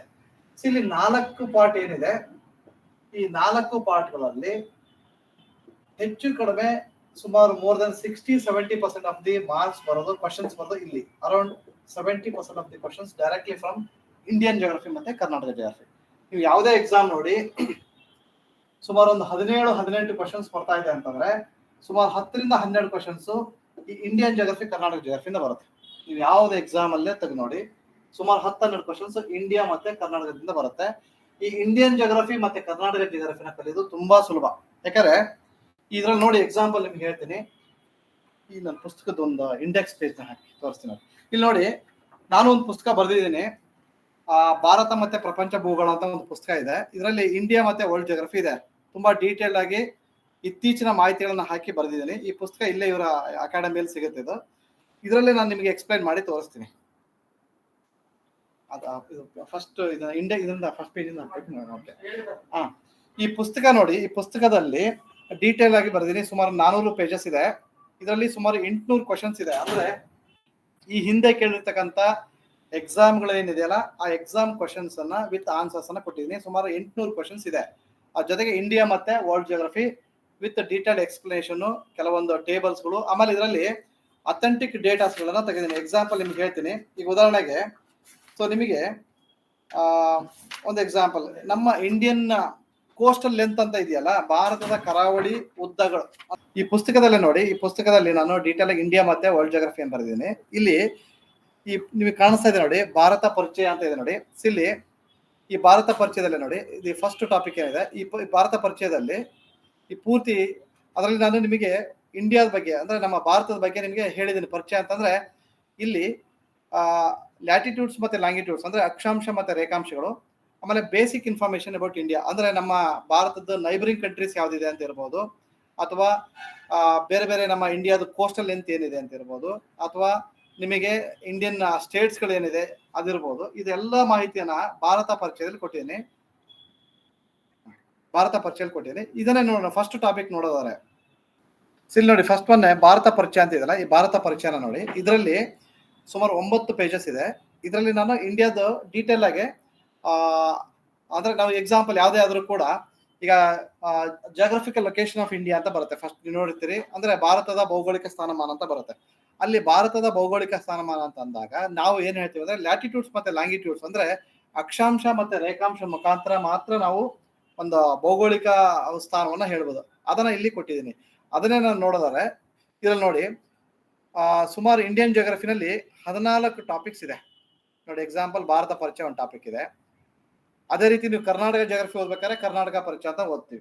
ಆಮೇಲೆ ನೋಡಿ, 2ನೇ ಟಾಪಿಕ್ ನೋಡಿ, ಭಾರತದ ಪ್ರಾಕೃತಿಕ ಲಕ್ಷಣಗಳು ಅಂತ ಇದೆ. ಅಂದ್ರೆ ಇಲ್ಲಿ ಇದೇ ರೀತಿ ಕರ್ನಾಟಕದಲ್ಲೂ ಕೂಡ ಕರ್ನಾಟಕದ ಪ್ರಾಕೃತಿಕ ಲಕ್ಷಣಗಳು ಅಂದ್ರೆ ಭಾರತದ ಪ್ರಾಕೃತಿಕ ಲಕ್ಷಣ ಅಂದ್ರೆ ನಾವು ಇಂಗ್ಲಿಷ್ ಅಲ್ಲಿ ಫಿಸಿಯೋಗ್ರಫಿ ಆಫ್ ಇಂಡಿಯಾ ಅಂತ ಕರಿತೀವಿ. ಇಲ್ಲಿ ಫಿಸಿಯೋಗ್ರಫಿ ಆಫ್ ಇಂಡಿಯಾ ಅಂತ ಅಂದ್ರೆ that deals with mountain ranges, plateaus, hilly ranges ಅಥವಾ ಪ್ಲೇನ್ ಏರಿಯಾಸ್ ಬಗ್ಗೆ ಬರೋದೆಲ್ಲ ಭಾರತ ಪ್ರಾಕೃತಿಕ ಲಕ್ಷಣಗಳಲ್ಲಿ ಬರುತ್ತೆ. ಅದೇ ರೀತಿ ಕರ್ನಾಟಕ ಪ್ರಾಕೃತಿಕ ಲಕ್ಷಣಗಳು ಇದೆ. ಇಲ್ಲಿ ಏನಿದೆ ನೋಡಿ, ಭಾರತ ನದಿಗಳು, ಅದೇ ರೀತಿ ಕರ್ನಾಟಕದ ನದಿಗಳಿದೆ. ಭಾರತದ ವಾಯುಗುಣ, ಕರ್ನಾಟಕದ ವಾಯುಗುಣ, ಭಾರತದ ಮಣ್ಣುಗಳು, ಕರ್ನಾಟಕದ ಮಣ್ಣುಗಳು. ಅಂದ್ರೆ ಇಲ್ಲಿರ್ತಕ್ಕಂಥ 14 ಟಾಪಿಕ್ಸ್ ಏನಿದೆ ಇಷ್ಟು ಕೂಡ ವಿತ್ ರೆಸ್ಪೆಕ್ಟ್ ಟು ಕರ್ನಾಟಕ. ಅಂದ್ರೆ ಕರ್ನಾಟಕ ಜಿಯೋಗ್ರಫಿ ಓದ್ಬೇಕಾದ್ರೆ ವಿತ್ ರೆಸ್ಪೆಕ್ಟ್ ಟು ಇಂಡಿಯಾ ಓದ್ಬೇಕು. ಅಂದ್ರೆ ಎಕ್ಸಾಂಪಲ್ ಭಾರತ ನದಿಗಳೇನು ಓದ್ತೀವಿ, ಕರ್ನಾಟಕ ನದಿಗಳು ಅದೇ ತರನ ನಾವು ಸಿಮಿಲರಿ ಅಂದ್ರೆ ವಿತ್ ರೆಸ್ಪೆಕ್ಟ್ ಓದ್ಬೇಕು. ಭಾರತದ ಮಣ್ಣುಗಳೇನಿದೆ ಅದೇ ರೀತಿ ವಿತ್ ರೆಸ್ಪೆಕ್ಟ್ ಟು ಕರ್ನಾಟಕ ಮಣ್ಣುಗಳನ್ನು ಓದ್ಬೇಕು. ಭಾರತದ ಪ್ರಾಕೃತಿಕ ಸ್ವಾಭಾವಿಕ ಸಸ್ಯವರ್ಗ ಇದೆ, ಅದು ಕೂಡ ಅಂದ್ರೆ that is nothing but Indian forest. ಅದೇ ರೀತಿ ಕರ್ನಾಟಕ ಫಾರೆಸ್ಟ್, ಭಾರತದ ಕೃಷಿ, ಇಂಡಿಯನ್ ಅಗ್ರಿಕಲ್ಚರ್, ಕರ್ನಾಟಕ ಅಗ್ರಿಕಲ್ಚರ್. ಈ ರೀತಿ ಎರಡನ್ನೂ ಕೂಡ ನಾವು ಓದಿದ್ರೆ ನಮಗೆ ಸುಮಾರು 10-12 ಕ್ವಶನ್ಸ್ ಇಲ್ಲಿ ಕವರ್ ಆಗುತ್ತೆ. ಆಮೇಲೆ ಇದನ್ನು ಓದೋದಕ್ಕೆ ಎಕ್ಸ್ಟ್ರಾ ಎಫರ್ಟ್ ಏನ್ ಬೇಕಾಗಿಲ್ಲ. ಅಂದ್ರೆ ತುಂಬಾ ವೆರಿ ಸಿಂಪಲ್. ಈ ಉದಾಹರಣೆಗೆ ಭಾರತ ಕೃಷಿ ಅಂತಂದ್ರೆ ಸುಲಭವಾಗಿ ಓದಿ ಅರ್ಥ ಮಾಡ್ಕೊತ ಹೋಗ್ಬೋದು. ಇದರಲ್ಲಿ ಫಿಸಿಕಲ್ ಜಿಯೋಗ್ರಫಿನಲ್ಲಿ ಕಷ್ಟಪಟ್ಟು ಓದೋ ಹಾಗೆ ಇಲ್ಲಿ ಅಷ್ಟು ಕಷ್ಟಪಟ್ಟು ಓದೋ ಅವಶ್ಯಕತೆ ಇಲ್ಲ. ಅದನ್ನೇ ನಾನು ಎಕ್ಸಾಂಪಲ್ ನೋಡಿ, ಫಸ್ಟ್ ಟಾಪಿಕ್ ಇದೆ, ನಾನು ನಿಮ್ಗೆ ಹೇಳ್ತೀನಿ. ಇಲ್ಲಿ ನೋಡಿ, ಫಸ್ಟ್ ಟಾಪಿಕ್ ಇದೆ ಭಾರತ ಪರಿಚಯ ಅಂತ ನೋಡಿ, ಇಂಡಿಯಾ ಇಂಟ್ರಡಕ್ಷನ್ ಅಂತ ಇದೆ. ಇಲ್ಲಿ ನೋಡಿ, ನಾನು ಎಕ್ಸಾಂಪಲ್ ನಿಮ್ಗೆ ಹೇಳ್ಕೊತ ಹೋಗ್ತಾ ಇದೀನಿ. ಭಾರತ ಒಂದು ಭೌಗೋಳಿಕ ಘಟಕ, ಅಂದ್ರೆ ಭಾರತ ಅನ್ನೋದು ಒಂದು ಜಾಗ್ರಫಿಕಲ್ ಒಂದು ಯೂನಿಟ್. ಇದು ಅಂದ್ರೆ ನಾವು ಉಪಖಂಡ ಅಂತ ಹೇಗೆ ಹೇಳ್ತೀವಲ್ಲ, ಉಪಖಂಡದ ರೀತಿ ಬಂದಿದೆ. ಅದೇ ರೀತಿ ನೋಡಿ, ಭಾರತ ಸಂಪೂರ್ಣವಾಗಿ ಉತ್ತರದ ಗೋಳದಲ್ಲಿದ್ದು ಈ ತರದ ಎಕ್ಸ್ಪ್ಲೇಷನ್ ಕೊಟ್ಕೊಂತ ಹೋಗಿದ್ದೀನಿ. ಅದ್ರ ಜೊತೆಗೆ ಇಲ್ಲಿ ನಾನು ಡೇಟಾ ಕೊಟ್ಟಿದ್ದೀನಿ ನೋಡಿ, ನಮ್ಮ ಪುಸ್ತಕದ್ದು ಈ ಡೇಟಾ ನೋಡಿ, ನಾವು ಓದಿರ್ತೀವಿ ಸ್ಕೂಲ್ ನಮ್ಮ ಅಕಾಡೆಮಿಕ್ ಇದರಲ್ಲಿ. ಎಕ್ಸಾಂಪಲ್ ಅಕಾಡೆಮಿಕ್ ಅಲ್ಲಿ ಇಲ್ಲಿ ನೋಡಿ, ಅಕಾಡೆಮಿಕ್ ಅಲ್ಲಿ ನಾವು ಓದ್ಬೇಕಾದ್ರೆ ಜಾಗ್ರಫಿಕಲಿ ಯಾವುದು ದೊಡ್ಡ ದೇಶ ಅಂದಾಗ ನಮ್ಗೆ ರಷ್ಯಾ ಗೊತ್ತಿದೆ. Russia, Canada, USA, China, Brazil, Australia, Bharat. ನೀವು ಕೆಲವೊಂದು ಪುಸ್ತಕಗಳಲ್ಲಿ ನೋಡಿ ಥರ್ಡ್ ಪ್ಲೇಸ್ ಅಲ್ಲಿ ಚೀನಾ ಕೊಟ್ಟಿದ್ದಾನೆ, ಫೋರ್ತ್ ಅಲ್ಲಿ USA ಇದೆ. ನೀವು ಕೆಲವೊಂದು ಪುಸ್ತಕ ನೋಡಿದ್ರೆ ನಿಮ್ಗೆ ಅಲ್ಲಿ ಕನ್ಫ್ಯೂಷನ್ ಶುರು ಆಗುತ್ತೆ. ಅದೇ ಉದ್ದೇಶಕ್ಕೆ ನಾನು ಕೆಳಗಡೆ ಸೋರ್ಸ್ ಅಂತ ಹಾಕಿ ನೋಡಿ. ಇಲ್ಲಿ ಕೆಳಗಡೆ ಸೋರ್ಸು, ಸಾರಿ ಕೆಳಗಡೆ ಸೋರ್ಸ್ ನೋಡಿ, ಇಲ್ಲಿ ನೋಡಿ, ಇಲ್ಲಿ ಹಾಕಿ ನೋಡಿ, ಇಲ್ಲಿ ನೋಡಿ United Nations demographic year book ಅಂತ ಹಾಕಿ ನೋಡಿ. ಇಲ್ಲಿ United Nations demographic year book 2015 ಅಲ್ಲಿ ಎಕ್ಸಾಕ್ಟ್ಲಿ ಇದನ್ನ ಮಾಹಿತಿ ಕೊಟ್ಟಿದ್ದಾನೆ. ಇದನ್ನ ನಿಮ್ಮ NCERT ಬುಕ್, NCERT 7th ಮತ್ತೆ 8th ಕ್ಲಾಸ್ ಅಲ್ಲಿ ಇದನ್ನ ಸೇಮ್ ಬಳಸಿದ್ದಾನೆ, ಇದೇ ಡೇಟಾ ಬಳಸಿದ್ದಾನೆ. ಹಾಗಾಗಿ ಎಲ್ಲಿ ಕೂಡ ಇದು ತಪ್ಪಿಲ್ಲ, ಕರೆಕ್ಟ್ ಇದೆ ಮಾಹಿತಿ. ಸೊ ಹಾಗಾಗಿ ಅದನ್ನು ಕೂಡ ಸೋರ್ಸಸ್ ಅನ್ನ ನಾ ಬಳಸಿದ್ದೀನಿ. ಅದೇ ರೀತಿ ನೋಡ್ತಾ ಹೋಗಿ ನನ್ನ ಈ ಪುಸ್ತಕದಲ್ಲಿ ಜಸ್ಟ್ ಡ್ರಾಗ್ ಮಾಡೋ ಸಾಕಿಂಗೆ ಇಲ್ಲಿ ನೋಡಿ, ಅದೇ ರೀತಿ ನಾನು ಈ ಪುಸ್ತಕದಲ್ಲಿ ಹೇಳಿದ್ದೀನಿ ನೋಡಿ. ಎಕ್ಸಾಂಪಲ್ ನೋಡಿ, ಈ ಮ್ಯಾಪ್ ಅನ್ನ ನೋಡ್ಬೋದು. ಮ್ಯಾಪ್ ಅಲ್ಲಿ ಇಂದಿರಾ ಕಾಲ್ ಅಂತ ಇದೆ, that is northern most point of India. ಅದೇ ರೀತಿ ನೀವು ಸೌತ್ ಬಂದ್ರೆ ಇಂದಿರಾ ಪಾಯಿಂಟ್ ಅಂತ ಇದೆ ನೋಡಿ. Andaman Nicobar groups of islands ಅಲ್ಲಿ ಗ್ರೇಟ್ ನಿಕೋಬಾರ್ ಇದೆಯಲ್ಲ, ಅಲ್ಲಿ ಇಂದಿರಾ ಪಾಯಿಂಟ್ ಅಂತ ಮಾಡಿದ್ದೀನಿ. ಅದು that is southern most point of India. ಹಾಗೆ ನೀವು eastern most point of India ಅಂದ್ರೆ ನೀವು ನೋಡಿ ಕಿಬಿತು ಅಂತ ಬರೆದಿದ್ದೀನಿ. ಹಾಗೆ western most point of India ಅಂದ್ರೆ ಗುಹರ್ ಮೋತಿ ಅಂತ ಬರೆದಿದ್ದೀನಿ. ಇವೆಲ್ಲವೂ ಕೂಡ ಅಥೆಂಟಿಕ್ ಡೇಟಾಸ್ ಅನ್ನ ನಾನು ಬಳಸಿದ್ದೀನಿ. ಹಾಗೆ ಉತ್ತರ ಅಕ್ಷಾಂಶ 6 ಡಿಗ್ರಿ 45 ಮಿನಿಟ್ ನಾರ್ತ್ ಅನ್ನೋದು, ಆಮೇಲೆ 37 ಡಿಗ್ರಿ 6 ಮಿನಿಟ್ ನಾರ್ತ್ ಅನ್ನೋದು ನಾರ್ದರ್ನ್ ಅಕ್ಷಾಂಶ ಇದೆ. ಇವೆಲ್ಲವೂ ಕೂಡ ವಿತ್ ಪ್ರಾಪರ್ ಅಥೆಂಟಿಕ್ ಡೇಟಾ ತಗೊಂಡ್ಬಿಟ್ಟೆ ನಾನು ಇದರಲ್ಲಿ ಬರೆದಿದ್ದೀನಿ. ಅದೇ ರೀತಿ ನೆಕ್ಸ್ಟ್ ಪೇಜಸ್ಗಳಿಗೆ ಹೋಗ್ತಾ ಹೋದ್ರೆ ನಿಮಗಿದು ಗೊತ್ತಿರಲಿ ಅಂತೇಳಿ ಒಂದು ಹಾಕಿದ್ದೀನಿ ನೋಡಿ. ಭಾರತದ ದಕ್ಷಿಣದ ತುತ್ತದಿದೆ ಗ್ರೇಟ್ ನಿಕೋಬಾರ್ ದ್ವೀಪದಲ್ಲಿರುವ ಇಂದಿರಾ ಪಾಯಿಂಟ್ 2004 ಡಿಸೆಂಬರ್ ಸುನಾಮಿಗೆ ಸಂಪೂರ್ಣ ಮುಳುಗಡೆ ಆಗಿತ್ತು. ಅಂದ್ರೆ 2004 ಡಿಸೆಂಬರ್ ಅಲ್ಲಿ ಏನೇ 25ನೇ ತಾರೀಕು ಇದಾಗಿತ್ತಲ್ಲ, ಆವಾಗ ಈ ಪೂರ್ತಿ ನಾವು southern most point of India Indira point ಅಂತ ಏನ್ ಹೇಳ್ತಾರೆ ಅದು ಪೂರ್ತಿ ಮುಳುಗಡೆ ಆಗಿತ್ತು. ಆ ತರದ ಮಾಹಿತಿ ಹಾಕಿದ್ದೀನಿ. ಅದೇ ರೀತಿ ಇಂಡಿಯನ್ ಸ್ಟ್ಯಾಂಡರ್ಡ್ ಟೈಮ್ ಅನ್ನೋದನ್ನು ಕೂಡ ನೋಡಿ, ಇಲ್ಲಿ ಕ್ಲಿಯರ್ ಎಕ್ಸ್ಪ್ಲನೇಷನ್ ಮಾಡ್ತಾ ಹೋಗಿದ್ದೀನಿ. ನಮ್ಮ ಇಂಡಿಯನ್ ಸ್ಟ್ಯಾಂಡರ್ಡ್ ಟೈಮ್ ಅಂತ ಏನ್ ಹೇಳ್ತೀವಿ 82.5 ಡಿಗ್ರಿ ಪೂರ್ವ ರೇಖಾಂಶ, ಅದೇನು ಹಾದೋಗುತ್ತೆ ಅಲ್ಲೆಲ್ಲ ಯಾವ ರಾಜ್ಯಗಳ ಮೂಲಕ ಹಾದೋಗುತ್ತೆ ಅದನ್ನು ಕೂಡ ಹೇಳಿದ್ದೀನಿ. ನಿಮ್ಮ ಎಲ್ಲಾ ಪುಸ್ತಕಗಳಲ್ಲಿ ಹೇಳ್ತೀನಿ ಕೇಳಿ, ಬೇರೆ ಬೇರೆ ಪುಸ್ತಕಗಳಲ್ಲಿ ಉತ್ತರ ಪ್ರದೇಶ ಮೇಲೆ ಹಾದೋಗುತ್ತೆ, ಮಧ್ಯಪ್ರದೇಶ ಮೇಲೆ ಹಾದೋಗುತ್ತೆ, ಛತ್ತೀಸ್ಗಢ, ಒಡಿಶಾ, ಆಂಧ್ರ ಪ್ರದೇಶ ಅಂತ ಕೊಟ್ಟಿದ್ದಾರೆ. ಆದ್ರೆ ನಾನು ಇನ್ನೊಂದು ಕೂಡ ಸೇರಿಸಿದ್ದೀನಿ, ಕೇಂದ್ರಾಡಳಿತ ಪ್ರದೇಶವಾದ ಪುದುಚೇರಿಯ ಭಾಗವಾದ ಆಂಧ್ರ ಪ್ರದೇಶದಲ್ಲಿರುವ ಯಾನಮ್ ಅಂತೇಳಿ ಅದ್ರ ಮೂಲಕನೂ ಅಂದ್ರೆ ಅದರ ಪಕ್ಕದಲ್ಲೇ ಹಾದೋಗುತ್ತೆ ಅಂತ ಕೂಡ ಹೇಳಿದ್ದೀನಿ. ನೀವು ಯಾನಮ್ದು ಲ್ಯಾಂಗಿಟ್ಯೂಡ್ ಅನ್ನ ತೆಗೆದು ನೋಡಿ. ಯಾನಮ್ ಅಂತೇಳಿ, ಯಾನಮ್ ಅಂದ್ರೆ ಪುದುಚೇರಿದು 4 ಭಾಗಗಳಿದೆ. ನಾವೇನು ತಮಿಳ್ನಾಡಲ್ಲಿ ಪುದುಚೇರಿ ನೋಡ್ತೀವಲ್ಲ, ಅಲ್ಲಿರೋ Puducherry that is head quarter. ಅದು ಅದ್ರ ಪಕ್ಕದಲ್ಲಿ ಕರೈಕಾಲ್ ಅಂತ ಬರುತ್ತೆ. ಅವೆರಡು ಮಾತ್ರ ತಮಿಳ್ನಾಡಲ್ಲಿದೆ. ಇನ್ನ 2 ಪಾರ್ಟ್ ಏನಿದೆ, ಯಾನಮ್ ಅಂತೇಳಿ ಆಂಧ್ರ ಪ್ರದೇಶದಲ್ಲಿದೆ. ಇನ್ನೊಂದು ಯಾವ್ದಿದೆ ಇನ್ನೊಂದು 4 ಪಾರ್ಟ್ ಇದೆ ಪುದುಚೇರಿದು 4 ಭಾಗಗಳು. ಅದರಲ್ಲಿ ಇನ್ನೊಂದು ಮಾಹೆ ಅಂತೇಳಿ ಅದು ಕೇರಳದಲ್ಲಿದೆ. ಸೊ ಇಲ್ಲಿರ್ತಕ್ಕಂಥ ಯಾನಮ್ ಏನಿದೆ ಇದು ಆಂಧ್ರ ಪ್ರದೇಶದಲ್ಲಿರ್ತಕ್ಕಂಥ ಯಾನಮ್, ಇದು ಅದ್ರ ಪಕ್ಕದಲ್ಲಿ ಹಾದೋಗುತ್ತೆ ಅಂತ ಹೇಳಿದ್ವಿ ನೋಡಿ. ಸೊ ಹೀಗೆ ಇಲ್ಲೆಲ್ಲ ಎಕ್ಸ್ಪ್ಲನೇಷನ್ ಕೊಟ್ಟಿದ್ದೀನಿ. ಹಾಗೆ ನೋಡಿ ಕರಾವಳಿ ತೀರ ರಾಜ್ಯಗಳು ಅಂತ ಇದೆ. ಇಲ್ಲಿ ಕರಾವಳಿ ತೀರ ರಾಜ್ಯಗಳಲ್ಲಿ ನೀವು ನೋಡ್ಬೋದು, ಗೂಗಲ್ ಮಾಡಿ ನೋಡಿ, ಬೇರೆ ಬೇರೆ ಡೇಟಾಗಳೆಲ್ಲ ಸಿಗುತ್ತೆ. ಬಟ್ ಇಲ್ಲಿ ನಾನು ಒಂದು ಡೇಟಾನ ಬಳಸಿದ್ದೀನಿ. This is authentic data. ಕೆಳಗಡೆ ನಾನು ಸೋರ್ಸ್ ಹಾಕಿದ್ದೀನಿ ನೋಡಿ, ಸೋರ್ಸ್ ಅಂತ ಹಾಕ್ಬಿಟ್ಟು ಹೇಳಿದ್ದೀನಿ ನೋಡಿ, ministry of home affairs, government of India, annual report 22-23. Annual report ಅಲ್ಲಿ ಕ್ಲಿಯರ್ ಆಗಿ ಹೇಳಿದ್ದಾನೆ ಗುಜರಾತ್ ಕರಾವಳಿ ಕೋಸ್ಟ್ ಎಷ್ಟು ಉದ್ದ ಇದೆ, ಆಂಧ್ರ ಪ್ರದೇಶ ಎಷ್ಟಿದೆ, ಇವೆಲ್ಲ ಸೇರಿಸಿ ಟೋಟಲ್ ಕೋಸ್ಟಲ್ ಲೆಂತ್ 7516.5 ಕಿಲೋಮೀಟರ್ ಅಷ್ಟು ನಮ್ಮ ಇಂಡಿಯನ್ ಕೋಸ್ಟಲ್ ಲೆಂತ್ ಇದೆ ಅಂತ ಹೇಳಿದಾನೆ. ಸೊ ಹೀಗೆ ಅಥೆಂಟಿಕ್ ಡೇಟಾಸ್ ಎಲ್ಲ ಬಳಸಿದೀನಿ. ಅದಾದ್ಮೇಲೆ ನೋಡಿ ನೆಕ್ಸ್ಟ್ ನಿಮಗಿದು ಗೊತ್ತಿರಲಿ ಅಂತ ಒಂದು ಪಾಯಿಂಟ್ ಹಾಕಿ ನೋಡಿ. ಈ ಕ್ವಶನ್ಸ್ ಏನಿದೆ ಇದೊಂದ್ರೆ ಈ ಉತ್ತರ ಕೊಟ್ಟಿದ್ದೀನಲ್ಲ, ಕರಾವಳಿಯಿಂದ ದೇಶದ ಪ್ರಾದೇಶಿಕ ಮಿತಿ ಅಂದ್ರೆ ಟೆರಿಟೋರಿಯಲ್ ಲಿಮಿಟ್ ನಿಮಗೆಲ್ಲರಿಗೂ ಗೊತ್ತು 12 ನಾಟಿಕಲ್ ಮೈಲ್ ಇದೆ ಅಂತ ಹೇಳಿ. ಇದು ತುಂಬಾ ಎಕ್ಸಾಮ್ಸ್ ಅಲ್ಲಿ ಬಂದಿದೆ. ಅದನ್ನು ನಿಮಗಿದೆ ಗೊತ್ತಿರಲಿ ಅಂತ ಹಾಕಿದ್ದೀನಿ. ಅಂದ್ರೆ ನಾವು ಕೋಸ್ಟಲ್ ಅಂದ್ರೆ ಕರಾವಳಿ ಮೈದಾನದಲ್ಲಿ ಹೋಗಿ ನಿಂತ್ಕೊಂಡು ನೋಡಿದ್ರೆ ಆ ಕರಾವಳಿ ಮೈದಾನದಿಂದ 12 ನಾಟಿಕಲ್ ಮೈಲ್ ವರೆಗೆ, ಅಂದ್ರೆ 1 ನಾಟಿಕಲ್ ಮೈಲ್ ಅಂತಂದ್ರೆ 1.852 ಕಿಲೋಮೀಟರ್ಸ್ ಅಂತ ಅರ್ಥ. ಅಂದ್ರೆ ಅರ್ಥ 12 × 1.852 ಅಂತಂದ್ರೆ ಸುಮಾರು 22.22 ಕಿಲೋಮೀಟರ್ ಅಷ್ಟು ದೂರ. ಅಂದ್ರೆ ನಾವು ಉದಾಹರಣೆಗೆ ಮಂಗಳೂರಲ್ಲಿ ನಿಂತ್ಕೊಂಡು ಮಂಗಳೂರಿಂದ 22.22 ಕಿಲೋಮೀಟರ್ ದೂರದವರೆಗೆ ನಮ್ಮ ಪ್ರಾದೇಶಿಕ ಮಿತಿ ಅಂತ. ಅಷ್ಟರೊಳಗೆ ಏನೇ ಕ್ರೈಮ್ ಆಗ್ಲಿ ಅಥವಾ ಏನೇ ಆದ್ರೂ ಕೂಡ ಆ ಕನ್ಸರ್ನ್ ಇದಕ್ಕೆ ಬಂದ್ಬಿಡುತ್ತೆ, ಅಂದ್ರೆ ನಮ್ಮ ಇಂಡಿಯನ್ ಇದಕ್ಕೆ ಬರುತ್ತೆ ಅಂತ. ಅದ್ರ ಮೇಲ್ಗಡೆ ಆಯ್ತು ಅಂದ್ರೆ that comes under high C ಅಂತ, ಅಂದ್ರೆ ಹೈ ಸಿ ನಲ್ಲಿ ಬರ್ತದೆ, ಅಂದ್ರೆ ಅದು ಇಂಟರ್ನ್ಯಾಷನಲ್ ಇದಕ್ಕೆ ಹೋಗುತ್ತೆ ಅಂತ ಅರ್ಥ. ಅದನ್ನ ನಾನು ಇಲ್ಲಿ ಹಾಕಿ ನಾನು ಎಕ್ಸ್ಪ್ಲನೇಷನ್ ಕೊಟ್ಟಿದ್ದೀನಿ. ಅದೇ ರೀತಿ ಕರ್ಕಾಟಕ ವೃತ್ತ ರೇಖೆ, ಟ್ರಾಪಿಕ್ ಆಫ್ ಕ್ಯಾನ್ಸರ್ ಎಲ್ಲ ಹಾದೋಗುತ್ತೆ, ಇವೆಲ್ಲವನ್ನು ಕೂಡ ಕ್ಲಿಯರ್ ಆಗಿ ಎಕ್ಸ್ಪ್ಲೈನ್ ಮಾಡ್ಕೋತ ಹೋಗಿದ್ದೀನಿ. ಅದಾದ್ಮೇಲೆ ಭಾರತ ಬಾಂಗ್ಲಾ ಗಡಿ ರೇಖೆ ಎಷ್ಟಿದೆ, ಯಾವ ಸ್ಟೇಟ್ಸ್ಗಳಲ್ಲಿ ಎಷ್ಟೆಷ್ಟು ಉದ್ದ ಇದೆ ಅನ್ನೋದನ್ನ ಎಕ್ಸ್ಪ್ಲೈನ್ ಮಾಡ್ತಾ ಹೋಗಿದ್ದೀನಿ. ಇವೆಲ್ಲವೂ ಕೂಡ ಹುಡುಗರಿಗೆ ಅರ್ಥ ಆಗೋ ಭಾಷೆನಲ್ಲಿ ತುಂಬಾ ಚೆನ್ನಾಗಿ ಹೇಳ್ಕೊಂಡು ಹೋಗಿದ್ದೀನಿ. ಅದಾದ್ಮೇಲೆ ನೋಡಿ, ಗಡಿ ರೇಖೆಗಳ ಹೆಸರನ್ನ ಹೇಳಿದ್ದೀನಿ. ಇಂಡೋ ಬಾಂಗ್ಲಾ ಗಡಿ ರೇಖೆ ಎಷ್ಟು ಉದ್ದ ಇದೆ, ಇಂಡೋ ಚೀನಾ ಗಡಿ ರೇಖೆಗೆ ಮ್ಯಾಕ್ಮೋಹನ್ ಲೈನ್ ಅಂತ ಕರಿತೀವಿ. This is also another part is also called as line of actual control, LAC ಅಂತ ಕರಿತೀವಿ. ಇಂಡೋ ಪಾಕಿಸ್ತಾನ್ ಗಡಿ ರೇಖೆಗೆ ರ್ಯಾಡ್ ಕ್ಲಿಫ್ ಅಂತ ಕರಿತೀವಿ. ಇವೆಲ್ಲವನ್ನು ಕೂಡ ವಿತ್ ಪ್ರಾಪರ್ ಇನ್ಫಾರ್ಮೇಶನ್ಸ್ ಅಲ್ಲಿ ಕೊಟ್ಕೋತ ಹೋಗಿದ್ದೀನಿ. ಹೀಗೆ ನನ್ನ ಪುಸ್ತಕದಲ್ಲಿ ಈ ಥರದ್ದೆಲ್ಲ ಇದೆ. ಜಿಯೋಗ್ರಫಿ ಅಂದ್ರೂ ಕೂಡ ಹೀಗೇನೆ ತುಂಬಾ ಸುಲಭ ಇರುತ್ತೆ. ಸೊ ಅದಕ್ಕೆ ನಾನು ಡಿಫ್ರೆಂಟ್ ಅಪ್ರೋಚಸ್ ಕೂಡ ನಾನು ನಿಮಗೆ ಹೇಳ್ತಾ ಹೋದೆ ಆವಾಗಲೇ. ಸೊ ಲೈಕ್ ನೀವು ವಿಸಿಟಿಂಗ್ ಪ್ಲೇಸಸ್ ಇರ್ಬೋದು, ಅಥವಾ ವಿಡಿಯೋಸ್ ನೋಡೋ ಮುಖಾಂತರ ಇರ್ಬೋದು, ಅಥವಾ ನೀವು ಬೇರೆ ಬೇರೆ ಈ ಅಟ್ಲಾಸ್ ಅನ್ನ ತೆಗೆದು ಓದೋ ಮುಖಾಂತರ ಇರ್ಬೋದು, ಆರ್ ಯು ಕ್ಯಾನ್ ನೀವು ಫ್ರೆಂಡ್ಸ್ ಜೊತೆ ಚರ್ಚೆ ಮಾಡೋ ಮುಖಾಂತರನೂ ಕೂಡ ಸುಲಭವಾಗಿ ನೀವು ಜಾಗ್ರಫಿನ ಕಲಿಬೋದು. ಅಂದ್ರೆ ಜಾಗ್ರಫಿ ಸಬ್ಜೆಕ್ಟ್ ನನ್ನ ಪ್ರಕಾರ ಬೇರೆ ಸಬ್ಜೆಕ್ಟ್ ತರ ಅಲ್ಲ. ಬೇರೆ ಸಬ್ಜೆಕ್ಟ್ ಅಂದ್ರೆ ಎಕ್ಸಾಂಪಲ್ ನಾನು ಹೇಳಿದೆ, ಹಿಸ್ಟ್ರಿ ಸಬ್ಜೆಕ್ಟ್ ಅನ್ನ ತುಂಬಾ ಸುಲಭವಾಗಿ ಓದಿ ಅರ್ಥ ಮಾಡ್ಕೋಬಹುದು, ಅದೇ ರೀತಿ ಅಷ್ಟೇ ಸುಲಭವಾಗಿ ಮರ್ತೋಗುತ್ತೆ. ಜಾಗ್ರಫಿ ಅನ್ನೋದು ಹಾಗಲ್ಲ, ಓದಿ ಅರ್ಥ ಮಾಡ್ಕೊಳ್ಳೋದಕ್ಕೆ ಟೈಮ್ ತಗೊಳುತ್ತೆ, ಬಟ್ ಮರ್ತೋಗೋಕ್ಕೂ ಕೂಡ ಟೈಮ್ ತಗೊಳುತ್ತೆ. ಸೊ ಹಾಗಾಗಿ ಜಾಗ್ರಫಿ ಅನ್ನೋದು ನಿಮ್ಮ ಫಿಲಿಮ್ಸ್ ಸಬ್ಜೆಕ್ಟ್ ಅಲ್ಲಿ, ನಿಮ್ಮ ಫಿಲಿಮ್ಸ್ ಎಕ್ಸಾಮಿನೇಷನ್ ಅಲ್ಲಿ ಸುಮಾರು ಒಂದು 20-25 ಕ್ವಶನ್ಸ್, ಅಂದ್ರೆ ಎನ್ವೈರನ್ಮೆಂಟ್ ಸೇರಿಸಿ ಒಂದು 25 ಕ್ವಶನ್ಸ್ ಉತ್ತರ ಸಿಗುತ್ತೆ. ಸೊ ಹಾಗಾಗಿ ಜಾಗ್ರಫಿ ನಿಮ್ಮ ಫಿಲಿಮ್ಸ್ ಅಲ್ಲಿ it plays a major role ನನ್ನ ಪ್ರಕಾರ, not only in KS and IS exams, even if you are preparing for other exams also, like staff selection commission exam ಇರ್ಬೋದು, ಅಥವಾ ಯಾವ್ದಾದ್ರು ಬ್ಯಾಂಕ್ ಪ್ರೊಬೇಷನರಿ ಎಕ್ಸಾಮ್ಸ್ ಇರ್ಬೋದು, or you can take any exams, geography plays a major role. So ಹಾಗಾಗಿ ಜಾಗ್ರಫಿನ ಚೆನ್ನಾಗಿ ಆಸಕ್ತಿಯಿಂದ ಕಲೀರಿ. ಜೊತೆಗೆ ಜಾಗ್ರಫಿಯನ್ನ ಓದಿ ಒಳ್ಳೆ ಕಲಿಬೇಕು ಅಂತಂದ್ರೆ ನಮ್ಮಲ್ಲಿ NCERT ಪುಸ್ತಕಗಳು ಅಂತ ಇದೆ. ಅಂದ್ರೆ ನೀವು NCERT ಪುಸ್ತಕಗಳಲ್ಲಿ 6th ಇಂದ 10th ಕ್ಲಾಸ್ ವರೆಗೆ NCERT ಪುಸ್ತಕನ ತಗೊಳ್ಳಿ. ಆ ಪುಸ್ತಕಗಳು ದೋಸ್ 6th ಇಂದ 10th ಕ್ಲಾಸ್ NCERTs ದಟ್ ಒಂದು ಏನು 5 years ಪುಸ್ತಕಗಳಿದೆಯಲ್ಲ, that itself is enough for clearing your KS or UPSC prelims exams. ಅಷ್ಟು ಚೆನ್ನಾಗಿದೆ ಪುಸ್ತಕಗಳು. ನೀವು ನೋಡಿ ಮಾರ್ಕೆಟ್ ಅಲ್ಲಿ NCERT ಪುಸ್ತಕಗಳನ್ನ ಫಸ್ಟ್ ಬೈ ಮಾಡಿ.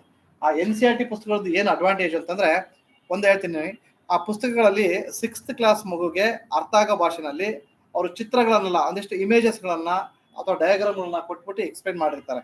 ಈಗ ಉದಾಹರಣೆಗೆ ನಾನು ಹೇಳ್ತೀನಿ, ಈಗ ಎಕ್ಸಾಂಪಲ್ ನಾನು ಬಿಗಿನಿಂಗ್ ಕ್ಲಾಸಲ್ಲೇ ಬರೆದೆ, ಒಂದು ಬುಷ್ ಟೈಪ್ ಟ್ರೀ ಬರೆದೆ. ಅಲ್ಲಿ ಮಗುಗೆ ಬುಷ್ ಅಂತ ಅಂದ್ರೆ ಅರ್ಥ ಆಗಲ್ಲ, ಕೆನೋಪಿ ತುಂಬಾ ಇದೆ, it is covered completely, it's canopy covered with leaves ಅಂತಂದ್ರೆ ಅದು ಅರ್ಥ ಆಗಲ್ಲ ಮಗುಗೆ ಅಂತ ಹೇಳಿ ಮಾಡ್ತಾರೆ. ಒಂದು ಬುಷ್ ಶೇಪ್ ಅಲ್ಲಿ ಇರ್ತಕ್ಕಂಥ ಒಂದು ಆಲದ ಮರ ಚಿತ್ರ ಕೊಡ್ತಾರೆ, ಬುಷ್ ಶೇಪ್ ಅಲ್ಲಿ ಇರ್ತಕ್ಕಂಥ ಒಂದು ಮಾವಿನ ಮರ ಚಿತ್ರ ಕೊಟ್ಬಿಟ್ಟು ಎಕ್ಸ್ಪ್ಲೈನ್ ಮಾಡ್ತಾರೆ. ಯಾಕೆ ಟ್ರಾಪಿಕಲ್ ಏರಿಯಾಸ್ಗಳಲ್ಲಿ ಅಥವಾ ನಮ್ಮ ಈ ಬೆಂಗಳೂರು ಅಂತ ಏರಿಯಾಗಳಲ್ಲಿ the shape of the trees is like this ಅನ್ನೋದು ಕೊಡ್ತಾರೆ. ಅದೇ ನೀವು ಹೈಯರ್ ಎಲಿವೇಶನ್ಸ್ ಲೈಕ್ ಹಿಮಾಲಯಕ್ಕೆ ಹೋದ್ರೆ ಯಾಕೆ why the shape of trees are like conical shape ಅಂತ ಅದನ್ನ ಅಲ್ಲಿ ಚಿತ್ರ ಕೊಟ್ಟು ಎಕ್ಸ್ಪ್ಲೈನ್ ಮಾಡ್ತಾರೆ. ಸೊ ಹಾಗಾಗಿ ಮಕ್ಕಳಿಗೆ ಅದು ಅರ್ಥ ಆಗುತ್ತೆ. ಅದೇ ಸೇಮ್ ಡಯಾಗ್ರಾಮ್ಸ್ಗಳು ನಿಮಗೂ ಕೂಡ ಅರ್ಥ ಆಗುತ್ತೆ ನಮ್ಮ ಉದ್ದೇಶಕ್ಕೋಸ್ಕರ NCERT ಪುಸ್ತಕಗಳನ್ನ ಎಲ್ಲರೂ ಬೈ ಮಾಡಿ ಓದಿ. ಇದು NCERT ಪುಸ್ತಕಗಳು. ಜೊತೆಗೆ ನಿಮಗೆ ಅಟ್ಲಾಸ್ನ ಓದಬೇಕಾಗುತ್ತೆ. ಅಟ್ಲಾಸ್ ಅನ್ನ ನೀವು ಒಳ್ಳೆ ಅಟ್ಲಾಸ್ ಅಂದ್ರೆ ನಾನು ಆವಾಗಲೇ ಬರೆದು ತೋರಿಸಿದೆ, ಆಕ್ಸ್ಫರ್ಡ್ ಸ್ಟೂಡೆಂಟ್ ಅಟ್ಲಾಸು ಚೆನ್ನಾಗಿದೆ ಅಂತ ತಗೊಳ್ಳಿ. ಅದ್ರ ಜೊತೆಗೆ ಅಡಿಷನ್ ಆಗಿ ನಾನು ಕೆಲವರು ಪುಸ್ತಕಗಳನ್ನ ನಾನು ನಿಮಗೆ ನೆಕ್ಸ್ಟ್ ಕ್ಲಾಸ್ಗಳಲ್ಲಿ ವಿತ್ ಡೀಟೇಲ್ ಆಗಿ ನಾನು ಬರೆದು ತೋರಿಸ್ತೀನಿ, ಅಷ್ಟು ಓದಿದ್ರೆ ಸಾಕಾಗುತ್ತೆ. ಸೊ ಹಾಗಾಗಿ ಜಾಗ್ರಫಿ ಸಬ್ಜೆಕ್ಟ್ ಅನ್ನ ಕಲಿಯೋದಕ್ಕೆ ಹಲವಾರು ಡಿಫ್ರೆಂಟ್ ಅಪ್ರೋಚಸ್ ಇದೆ. ಅದಷ್ಟು ಅಪ್ರೋಚಸ್ ಅನ್ನ ನೀವು ಅಡಾಪ್ಟ್ ಮಾಡ್ಕೊಳ್ಳಿ. ಜೊತೆಗೆ ಜಾಗ್ರಫಿ ಅನ್ನೋದು ಹೇಗೆ ಅಂತಂದ್ರೆ, ಇದು ಬೇರೆ ಸಬ್ಜೆಕ್ಟ್ ತರ ಅಲ್ಲ, ತುಂಬಾ ಖುಷಿ ಕೊಡ್ತಕ್ಕಂಥ ಸಬ್ಜೆಕ್ಟ್ ಇದು. ಅಂದ್ರೆ by reading you can enjoy this subject. ನಾನಂತೂ ತುಂಬಾ ಜಾಗ್ರಫಿ ಅಂತಂದ್ರೆ, ನಾನು ಎಲ್ಲಾರು ಯಾವ್ದಾದ್ರು ಒಂದು ಫಾರೆಸ್ಟ್ ಏರಿಯಾಗೆ ಹೋದ್ರೆ ಕ್ಲಿಯರ್ ಆಗಿ ನಾನು ಹೇಳ್ತೀನಿ, ಇದು ಈ ತರದ್ದು ಫಾರೆಸ್ಟ್, ಈ ತರದ್ದು ಈ ಲೀವ್ಸ್ ಬ್ರಾಡ್ ಲೀವ್ ಟ್ರೀಸು, ಅಥವಾ ಇದು ಕೋನಿಫೆರಸ್ ಫಾರೆಸ್ಟ್, ದಟ್ ಇದು ಇಂಥ ಜಾಗದಲ್ಲಿ ಅಷ್ಟೇ ಬೆಳೆಯುತ್ತೆ ಅಂತೆಲ್ಲ ನಾನು ಹೇಳ್ತೀನಿ. ಅಂದ್ರೆ ಈ ತರದನ್ನ ನಾನು ಪುಸ್ತಕ ಓದಿ ಕೂಡ ಅದನ್ನ ಪ್ರಾಕ್ಟಿಕಲಿ ನಾನು ಅದನ್ನ ಎಂಜಾಯ್ ಮಾಡ್ತೀನಿ. ಅಂದ್ರೆ ಆ ಪ್ರಾಕ್ಟಿಕಲಿ ಜಾಗ್ರಫಿನ ನಾನು ಅದನ್ನ ಎಂಜಾಯ್ ಮಾಡಿ ಇದನ್ನ ನೋಡ್ತಾ ಇದ್ದೀನಿ. ಸೊ ಹಾಗಾಗಿ ಪುಸ್ತಕ ಅನ್ನೋದು, ಒಂದು ಸಬ್ಜೆಕ್ಟ್ ಅನ್ನೋದು ಜಾಗ್ರಫಿ ಇರ್ಬೋದು ಅಥವಾ what ever it may B, but especially geography ನಾನು ಹೇಳ್ತಾ ಇರೋದು ತುಂಬಾ ಖುಷಿ ಕೊಡ್ತಕ್ಕಂಥ ಈ ಸಬ್ಜೆಕ್ಟ್. ಹಾಗಾಗಿ ಇದು ಖುಷಿ ಕೊಡುತ್ತೆ, ಜೊತೆಗೆ ನಿಮ್ಮ KS ಎಕ್ಸಾಮ್ಸ್ ಫಿಲಿಮ್ಸ್ ಅಲ್ಲಿ ಹೆಚ್ಚಿನ ಕಾಂಟ್ರಿಬ್ಯೂಷನ್ ಇದೆ. ಆ ಉದ್ದೇಶಕ್ಕೋಸ್ಕರ ಜಾಗ್ರಫಿನ ಆಸಕ್ತಿ ಕೊಟ್ಟು ಓದಿ ಅಂತ ಹೇಳ್ತೀನಿ. ಜೊತೆಗೆ ಈ ನನ್ನ ಪುಸ್ತಕನೂ ಕೂಡ ಈ ನಿಮಗೆ ಅವಾಗಲೇ ನಾನು ತೋರಿಸ್ತೆ, ಕಾಣಿಸಲ್ಲ ಅನ್ಸುತ್ತಲ್ಲ ಈಗ, ಓಕೆ, ನನ್ನ ಪುಸ್ತಕನೂ ಕೂಡ ನೀವು ಜಾಗ್ರಫಿ ಪುಸ್ತಕ ಏನಿದೆ ಇದು ಸುಮಾರು ಒಂದು 400 ಪೇಜಸ್ ಅಷ್ಟಿದೆ. ಈ ಪುಸ್ತಕ with recent informations, mineral informations ಇರ್ಬೋದು ಅಥವಾ ಅಗ್ರಿಕಲ್ಚರ್ ಡೇಟಾ ಇರ್ಬೋದು, ಎಲ್ಲವನ್ನೂ ಕೂಡ ರೀಸೆಂಟ್ ಆಗಿರೋದನ್ನ ಡೇಟಾಗಳನ್ನ ಹಾಕಿದ್ದೀನಿ. ಈ ಪುಸ್ತಕ ಬೇಕು ಅಂದ್ರೆ ಇಲ್ಲಿ ಅಕಾಡೆಮಿ ಬಂದ್ರೆ ಸಿಗುತ್ತೆ. ಸೊ ಈ ಪುಸ್ತಕ ಒಂದು ಓದ್ಬೋದು. ಸೊ ಹಾಗೆ ನೆಕ್ಸ್ಟ್ ಕ್ಲಾಸಸ್ ಅಲ್ಲಿ ನಾನು ನಿಮಗೆ ನೆಕ್ಸ್ಟ್ ಕ್ಲಾಸಸ್ ಸ್ಟಾರ್ಟ್ ಆಗುತ್ತೆ ಅವಾಗ ಕ್ಲಿಯರ್ ಆಗಿ ಇಂಡಿಯನ್ ಜಾಗ್ರಫಿ ಅಥವಾ ಕರ್ನಾಟಕ ಜಾಗ್ರಫಿ, ಫಿಸಿಕಲ್ ಮತ್ತು ವರ್ಲ್ಡ್ ಯಾವ್ದಾರ ಒಂದು ಇದನ್ನ ತಗೊಂಡ್ಬಿಟ್ಟು ನಿಮಗೆ ವಿತ್ ಎಕ್ಸ್ಪ್ಲನೇಷನ್ ನಿಮ್ಗೆ ಹೇಳ್ತಾ ಹೋಗ್ತೀನಿ. ಸೊ ಏನಾದ್ರು ಡೌಟ್ ಇದ್ರೆ ಕೇಳಿ, ಮೆಸೇಜ್ ಮಾಡಿ. ನನಗೆ ಏನಾದ್ರು ಡೌಟ್ ಇದ್ರೆ ಜಸ್ಟ್ ಮೆಸೇಜ್ ಮಾಡಿ. ಸೊ ಏನಾದ್ರು ಡೌಟ್ ಇದ್ರೆ ಕೇಳಿ, ಇಲ್ಲ ಅಂತಂದ್ರೆ ನೆಕ್ಸ್ಟ್ ಕ್ಲಾಸಲ್ಲಿ ನೆಕ್ಸ್ಟ್ ಕ್ಲಾಸಸ್ ಏನಿರುತ್ತೆ ಅವಾಗ ಡೀಟೇಲ್ ಆಗಿ ನಾವು ಡಿಸ್ಕಸ್ ಮಾಡ್ತಾ ಹೋಗೋಣ. ಸೊ ಜಾಗ್ರಫಿ ಅಂತಂದ್ರೆ ನನ್ನ ಪ್ರಕಾರ ಈವನ್ ನಾನು 2011 ಬ್ಯಾಚ್ ಅಲ್ಲಿ ಐ ಸ್ಕೋರ್ಡ್ 425 ಇನ್ ಮೈನ್ಸ್. ಅದಾದ್ಮೇಲೆ 2014 ಬ್ಯಾಚ್ ಅಲ್ಲೂ ಕೂಡ ಒಳ್ಳೆ ಮಾರ್ಕ್ಸ್ ಬಂದಿತ್ತು ಜಾಗ್ರಫಿನಲ್ಲಿ, ಅಂದ್ರೆ ವಿತ್ ಆಪ್ಷನ್ಸ್ ನಾ ಹೇಳ್ತಾ ಇರೋದು. ಬಟ್ ಜನರಲ್ ಸ್ಟಡೀಸ್ ಜಿಯೋಗ್ರಫಿ ಕಲಿಬೇಕು ಅಂದ್ರೆ ನನ್ನ ಪ್ರಕಾರ ತುಂಬಾ ಸುಲಭ. ಒಂದು ವೆರಿ ಇಂಪಾರ್ಟೆಂಟ್ ಥಿಂಗ್ ಅಂತಂದ್ರೆ ಆಸಕ್ತಿ ಅಷ್ಟೇ. ಸಬ್ಜೆಕ್ಟ್ ಮೇಲೆ ನೀವು ಆಸಕ್ತಿ ತೋರಿಸಿ ಡೆಫಿನೆಟ್ಲಿ ಜಾಗ್ರಫಿ ಕಲಿತೀರಾ, ಎನ್ವೈರನ್ಮೆಂಟ್ ಅಂಡ್ ಇಕಾಲಜಿ ಕೂಡ ಕಲಿತೀರಾ. ಇವೆರಡು these 2 subject itself contributes around 25% of your KS prelims exams or UPSC IS exam prelims ಅಲ್ಲಿ ಒಂದು 25% ಅದು ಕಾಂಟ್ರಿಬ್ಯೂಟ್ ಮಾಡುತ್ತೆ. ಅಂದ್ರೆ ಇನ್ನೊಂದು 25% ಮಾರ್ಕ್ಸ್ ತಗೊಂಡ್ರೆ ಸಾಕು, ಡೆಫಿನೆಟ್ಲಿ ಈ ಏನಿದೆ ಫಿಲಿಮ್ಸ್ ಎಕ್ಸಾಮ್ಗಳು ಸುಲಭವಾಗಿ ಪಾಸ್ ಆಗ್ತದೆ. ಅಂದ್ರೆ ಜಸ್ಟ್ ಬೈ ಒಂದು 2-3 ಸಬ್ಜೆಕ್ಟ್ ಅಲ್ಲೇ ನೀವು ಇದನ್ನ ಒಂದು 25-30% ಮಾರ್ಕ್ಸ್ ತಗೋಬಹುದು ಅಂತ ನಾನು ಹೇಳ್ತಾ ಇದ್ದೀನಿ. ಸೊ ನೆಕ್ಸ್ಟ್ ಕ್ಲಾಸ್ಗಳಲ್ಲಿ we can discuss the remaining ಜಾಗ್ರಫಿನಲ್ಲಿ exactly will going to the topics like India introductions, river systems of India. ಅದನ್ನ ನಾವು ಕಂಪೇರ್ ಮಾಡ್ಕೊಂಡು ಓದ್ತಾ ಹೋಗೋಣ. ಅಂದ್ರೆ it will be very easy. ಅಂದ್ರೆ ನಾವು ಎಕ್ಸಾಂಪಲ್ ನಮ್ಮದು ಇಂಡಿಯಾ ಇಂಟ್ರೊಡಕ್ಷನ್ ಅಂತ ಕೊಟ್ಟು ನೆಕ್ಸ್ಟ್ ಕರ್ನಾಟಕ ಇಂಟ್ರೊಡಕ್ಷನ್ ಕೊಟ್ಟು ಎರಡನೇ ಎಕ್ಸಾಂಪಲ್ ನಾವು ಇದು ಮಾಡ್ಕೊತ ಹೋದ್ರೆ ಸುಲಭವಾಗಿ ಕಲಿಬಹುದು. ಉದಾಹರಣೆಗೆ ಜಾಗ್ರಫಿಕಲ್ ಲೊಕೇಶನ್ ಆಫ್ ಇಂಡಿಯಾ ಅಂತ ಹೇಳ್ಬೇಕಾದ್ರೆ ಲ್ಯಾಟಿಟ್ಯೂಡ್ ಲ್ಯಾಂಗಿಟ್ಯೂಡ್ ಹೇಳ್ತೀವಿ. ಜಾಗ್ರಫಿಕಲ್ ಲೊಕೇಶನ್ ಆಫ್ ಕರ್ನಾಟಕ ಅಂದಾಗೂ ಕೂಡ ಲ್ಯಾಟಿಟ್ಯೂಡ್ ಲ್ಯಾಂಗಿಟ್ಯೂಡ್ಸ್ ಬರುತ್ತೆ. ಅವಾಗ ನೀವು ಈ ಸುಲಭ ಆಗುತ್ತೆ ನಿಮಗೆ ಕಲಿಲಿಕ್ಕೆ. ಸೊ ದಟ್ ಇಂಡಿಯಾ ಮತ್ತೆ ಕರ್ನಾಟಕ ಜಾಗ್ರಫಿ ಸೈಮಲ್ಟೇನಿಯಸ್ ಆಗಿ ನೀವು ಸುಲಭವಾಗಿ ಕಲಿಬಹುದು. ಅದಾದ್ಮೇಲೆ ನೆಕ್ಸ್ಟ್ ಇರೋದು physical geography, world geography. That takes extra little effort. ಅದನ್ನು ನಾವು ಸುಲಭ ಕಲಿಯೋಣ, ಅದೇನ ಇಲ್ಲ. ಅದರಲ್ಲಿ we have some blind methods are there. ಆಮೇಲೆ ಇನ್ನೊಂದು ಐ ಫರ್ಗಾಟ್ ಟು ಟೆಲ್, ಜಾಗ್ರಫಿನಲ್ಲಿ you can go with some code words. ಅಂದ್ರೆ you can go with some blind methods like ಉದಾಹರಣೆಗೆ ಈಗ ಆಸ್ಟ್ರೇಲಿಯಾ ಇದೆ. ಆಸ್ಟ್ರೇಲಿಯಾದಲ್ಲಿ we have a cities. Example ನೋಡಿ, ಈಗ ಆಸ್ಟ್ರೇಲಿಯಾ ಇದೆ ಅಂದ್ರೆ ನೀವು ಸರಿ ಅಂದ್ರೆ ಕೋಡ್ ವರ್ಡ್ಗಳನ್ನ ಮಾಡ್ಕೊಳ್ಳಿ. ಒಂದು ಎಕ್ಸಾಂಪಲ್ ಕೊಟ್ಟು ನಾನು ಬಿಡ್ತೀನಿ. ಈಗ ಆಸ್ಟ್ರೇಲಿಯಾದಲ್ಲಿ ಒಂದು take example, this is Australia. ಆಸ್ಟ್ರೇಲಿಯಾದಲ್ಲಿ ಇಂಪಾರ್ಟೆಂಟ್ ಸಿಟೀಸ್ ಇದೆ. ಯಾವ್ದು ಇಂಪಾರ್ಟೆಂಟ್ ಸಿಟೀಸ್ ಆಸ್ಟ್ರೇಲಿಯಾದಲ್ಲಿ ನೀವೇ ಹೇಳಿ? ಇಂಪಾರ್ಟೆಂಟ್ ಸಿಟೀಸ್ ಆಫ್ ಆಸ್ಟ್ರೇಲಿಯಾ ಯಾವ್ದು? ಸಿಡ್ನಿ ಇದೆ. ಮತ್ತೆ ಯಾವ್ದಿದೆ? ಸಿಡ್ನಿ, ಕ್ಯಾನ್ಬೆರಾ ಇದೆ, ಪರ್ತ್ ಇದೆ, ಮೆಲ್ಬೋರ್ನ್ ಇದೆ, ಅಡಿಲೇಡ್ ಇದೆ, ಬ್ರಿಸ್ಬೇನ್ ಇದೆ, ಡಾರ್ವಿನ್ ಇದೆ. So these are the important cities of Australia. ಈಗ ಆಸ್ಟ್ರೇಲಿಯಾದಲ್ಲಿ ಇರ್ತಕ್ಕಂಥ ಈ ಸಿಟೀಸ್ ಅನ್ನ ನಾವು ಕ್ಲಾಕ್ ವೈಸ್ ಡೈರೆಕ್ಷನ್, ಇಲ್ಲಿಂದ ಈ ರೀತಿ ಕ್ಲಾಕ್ ವೈಸ್ ಡೈರೆಕ್ಷನ್ ಅಲ್ಲಿ ಕಲಿಬೇಕು. ಇದನ್ನ ನೆನ್ಪಿಟ್ಕೋಬೇಕು ಅಂತಂದ್ರೆ, ಸೊ ಜಸ್ಟ್ ಬೈ ನಾವು ಸಿಟೀಸ್ ಅನ್ನ ನೋಡ್ಕೋತ ಹೋದ್ರೆ ನೆನ್ಪಿಟ್ಕೊಳ್ಳೋದು ಕಷ್ಟ. So it will be little difficult to remember this. ಅದ್ರ ಬದಲು ನಾವು you can go with code word like BSc, MA, PhD ಅಂತೇಳಿ ಒಂದು ನೆನ್ಪಿಟ್ಕೊಳ್ಳಿ. ಇದಿಷ್ಟು ಸ್ಟ್ಯಾಂಡ್ಸ್ ಫಾರ್ BSc, MA, ಇದೆರಡು ಸೇರಿ PhD, ಎರಡು ಸೇರಿ ಒಂದು word D. BSc, MA, PhD ನ ಕ್ಲಾಕ್ ವೈಸ್ ಡೈರೆಕ್ಷನ್ ಅಲ್ಲಿ like this, clockwise direction ಅಲ್ಲಿ you can easily remember. First ಯಾವ್ದು ಬರುತ್ತೆ? ಸೊ ಹಾಗಾಗಿ ಈ ತರ ನೋಡ್ತಾ ಹೋಗಿ. ಸೊ ನೆಕ್ಸ್ಟ್ ಕ್ಲಾಸ್ಗಳಲ್ಲಿ ನಾನು ನಿಮಗೆ ವಿತ್ ಡೀಟೇಲ್ಡ್ ಇನ್ಫಾರ್ಮೇಶನ್ಸ್ ಮತ್ತೆ ಹೇಗೆ ಓದ್ಬೇಕು ಅನ್ನೋದನ್ನ ನಿಮಗೆ ನಾನು ಎಕ್ಸ್ಪ್ಲೈನ್ ಮಾಡ್ತಾ ಹೋಗ್ತೀನಿ. ಸೊ ನೆಕ್ಸ್ಟ್ ಕ್ಲಾಸ್ ಯಾವಾಗಿರುತ್ತೆ ಅವತ್ತು ಸಿಗೋಣ. Thank you. Thank you very much, sir. Thank you all for joining. So Monday ಇಂದ geography classes ಇರುತ್ತೆ. Geography specific ಆದಂತಹ ಮಾಡ್ಯೂಲ್ ಯಾರಿಗಾನ ಇಂಟ್ರೆಸ್ಟೆಡ್ ಇದ್ರೆ ಸೊ ಅದಕ್ಕೆ ಆದಂತಹ ಒಂದು ಮಾಡ್ಯೂಲ್ ಇದೆ. So Monday to Saturday specific ಆಗಿ geography ರಿಲೇಟೆಡ್ ಆದಂತಹ ಕ್ಲಾಸಸ್ ಇರುತ್ತೆ. ನಿಮ್ಗೆ ಏನಾದ್ರು ಇಂಟ್ರೆಸ್ಟ್ ಇದ್ರೆ ನಮ್ಮ ಒಂದು ಆಫೀಸ್ ನಂಬರ್ಗೆ ಕಾಲ್ ಮಾಡ್ಬೋದು. ಓಕೆ, ಸೊ ಆಫೀಸ್ ನಂಬರನ್ನು ನಾವು ಇಲ್ಲಿ ಚಾಟಲ್ಲಿ ಹಾಕಿರ್ತೀವಿ, so you can contact us. Entire crash course ಮಂಡೆಯಿಂದ ಹೊಸ ಬ್ಯಾಚ್ ಸ್ಟಾರ್ಟ್ ಆಗ್ತಾ ಇದೆ. ಆ ಬ್ಯಾಚ್ಗೆ ನೀವು ಎನ್ರೋಲ್ ಆಗಬೇಕು ಅಂದ್ರೂ ಆ ಕ್ಲಾಸಸ್ ಆ ನಂಬರ್ಗೆ ಕಾಲ್ ಮಾಡ್ಬೋದು.